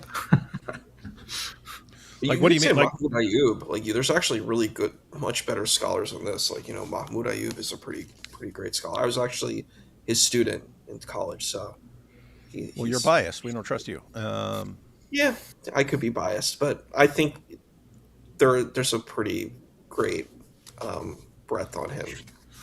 And it's like, do you mean like all time, or do you mean like in the world now? Favorite Islamic like modern, scholar? Maybe. I think a lot of these people are not. Someone said junior. I think that Christians are more scholars on Islam, like in these moderate debate spaces, than the Muslims are. That's my personal opinion. I don't think many of these people are big scholars at all. They probably don't know that much about Islamic stuff, like, at all. I'm going to go with Mufti Abu Layth. Oh, yeah, that's a good one. That dude's awesome. Let's see. Oh, he's funny. Yeah, he is. Al-Zut is Bloody Mary urban legend, but for Muslims. And we have Mo was in a band called 1.8-inch Nails. They had some bangers. Sorry, Issa. It's good you apologize to Issa. Very, very weird. Weird. All right, guys. Anything else before we head out? Man, more Dawah wars. You guys can see Islam is collapsing. They're embarrassed by this topic. Keep pressing it. And hopefully, we hope and we pray that the Lord will use this as a way to get them out of Islam. And we pray that, they come to the Lord Jesus. So that's our hope and our prayer. This is something I was wondering the other day. Where'd it go? Here we go. What happened to Sajid? Oh. He goes like missing every now and then. That's what I'm saying. And you just wonder, like, because he's one of the guys who was always like clearly ticked off. Like Fareed gets ticked off if people are saying stuff, but he doesn't seem like he's getting outraged and stuff. Whereas Sajid just seemed to be getting like more and more depressed about the direction that Dawah was going, and tried repeatedly to change the course, and it never worked. I'm just looking at his channel now, guys, to see what's been going on. There's a video where he says a message from Sajid Libham to everyone. Oh yeah, that's 4 weeks ago. So yeah, I don't know. I'm gonna use the AI that YouTube has and see what is this about. What's the See video what they about? tell us. Yeah, what is he? The video is a message from Sajid regarding his mission to spread the teaching of Islam. Blah blah blah. Straight. Oh, he's announcing some sort of a academy. Gambia. Oh, okay, so he's like promoting different projects he's involved in. I thought he was like leaving YouTube or something. Yeah. Well, I mean, it might be time to give up because it ain't working. Yeah. You might want to go to some place and just start a little a little place where people aren't allowed to be exposed to everything that's going on in the DAWAH scene, and you can control everything they hear. So, yep, Okay. rough times, man, rough times. It's from like a month ago, so he's not super active. Oh, I forgot to share this actually. And do you think a lot of these DAWAH guys know Islam is false but engage in the grift anyway because it gives them status and power? I would say probably for some of them and not for others. So, yeah, some of them, yeah. Yeah, there are some that we know for sure are living double lives and they don't actually believe Islam. And then there are others like that, like you can't really tell. It's a coin toss. But there's definitely some of them that are living a double life and they do not care about Islam at all. But the way I see it is like the devil doesn't care whether it's like a believing Muslim or just someone pretending, as long as he can try to, get them into hell, basically. So, yeah. Any closing thoughts, Issa? It's kind of embarrassing. Just reading all those comments, I was like, wow, it's pretty bad. I don't think there was really any substance at all. Like, there were a lot of attacks. I mean, the thing, I think if I was going to take a Christian apologist position, I would say, look, why are you punching yourself? That would be the question I would ask. You're attacking your own holy scriptures. You're not insulting me. You're insulting yourself. Do like a Taoist kind of Aikido type of thing, and you throw it back at, the force that's being used at you is you redirect the force back at them and say, look, you're not insulting me. You're insulting yourself. You're not hurting me. You're hurting yourself. And I think that's ultimately what these people do when they attack. They're like, they think it's brilliant, but I'm like, you just insulted the integrity of your own tradition. The claim of the tradition that you're claiming is that your tradition is a tradition that's ancient from the beginning of time. It's a continuous transmission. It's a perfected transmission. Especially if you're a Salafi, if that's the claim you're making, then you have to prove that claim. It looks bad. It looks really bad when they attack Rebecca, and I'm like, you don't even know where that's from. You're just repeating people. And I've heard that statement so many times. Like, I am recent to these kind of internet conversations for the last 3 years, and what's blown my mind is like, it's just the same repeated stuff. Like, there's nothing new. There's no engagement of the argument. It's like, this is what it is. And it's like, wow, unbelievable. And then you have people just really just saying, I think of what Shakespeare said, the sound and fury signifying nothing. We are like players on a stage, and it's just like that sound and fury signifying nothing. That's literally what I felt those comments were, and it's just, I don't know why you would put that out there. It's there for the rest forever. So there you go. Yeah, these are some rough times. So basically, for a long, long time, you had Muslim leaders with a lot of power over the people under them. And they could kind of say whatever they want, and people aren't exactly in a good position to question or challenge it. And then Islam starts spreading into the West, and DAWAH guys could basically make up anything. They could say anything they wanted, and because people didn't know anything about Islam, and so they resorted to lying and lying and lying and lying and lying, because that was the easiest way to dupe someone into converting. And then people started learning about Islam, but now they have an empire of lies, and people are attacking the lies with truth and reality and facts. And the Dawah guys are basically in panic mode. You got the guys who want to cling to the traditional and other guys who want to change the approach and stuff like this, and they're all fighting with each other, and it's a tough time for them, guys. It's a tough time for them. And then you have all the chest thumping guys, and then you have the more serious guys who are embarrassed by this, and yeah, it's just that's what happens. That's what happens there. That's why you don't build your empire upon lies, because eventually people catch on and they'll come out there wrecking you. And we're still at the beginning of this, guys. We're at the beginning of all of this, and it's all unraveling. Anyway, fun times.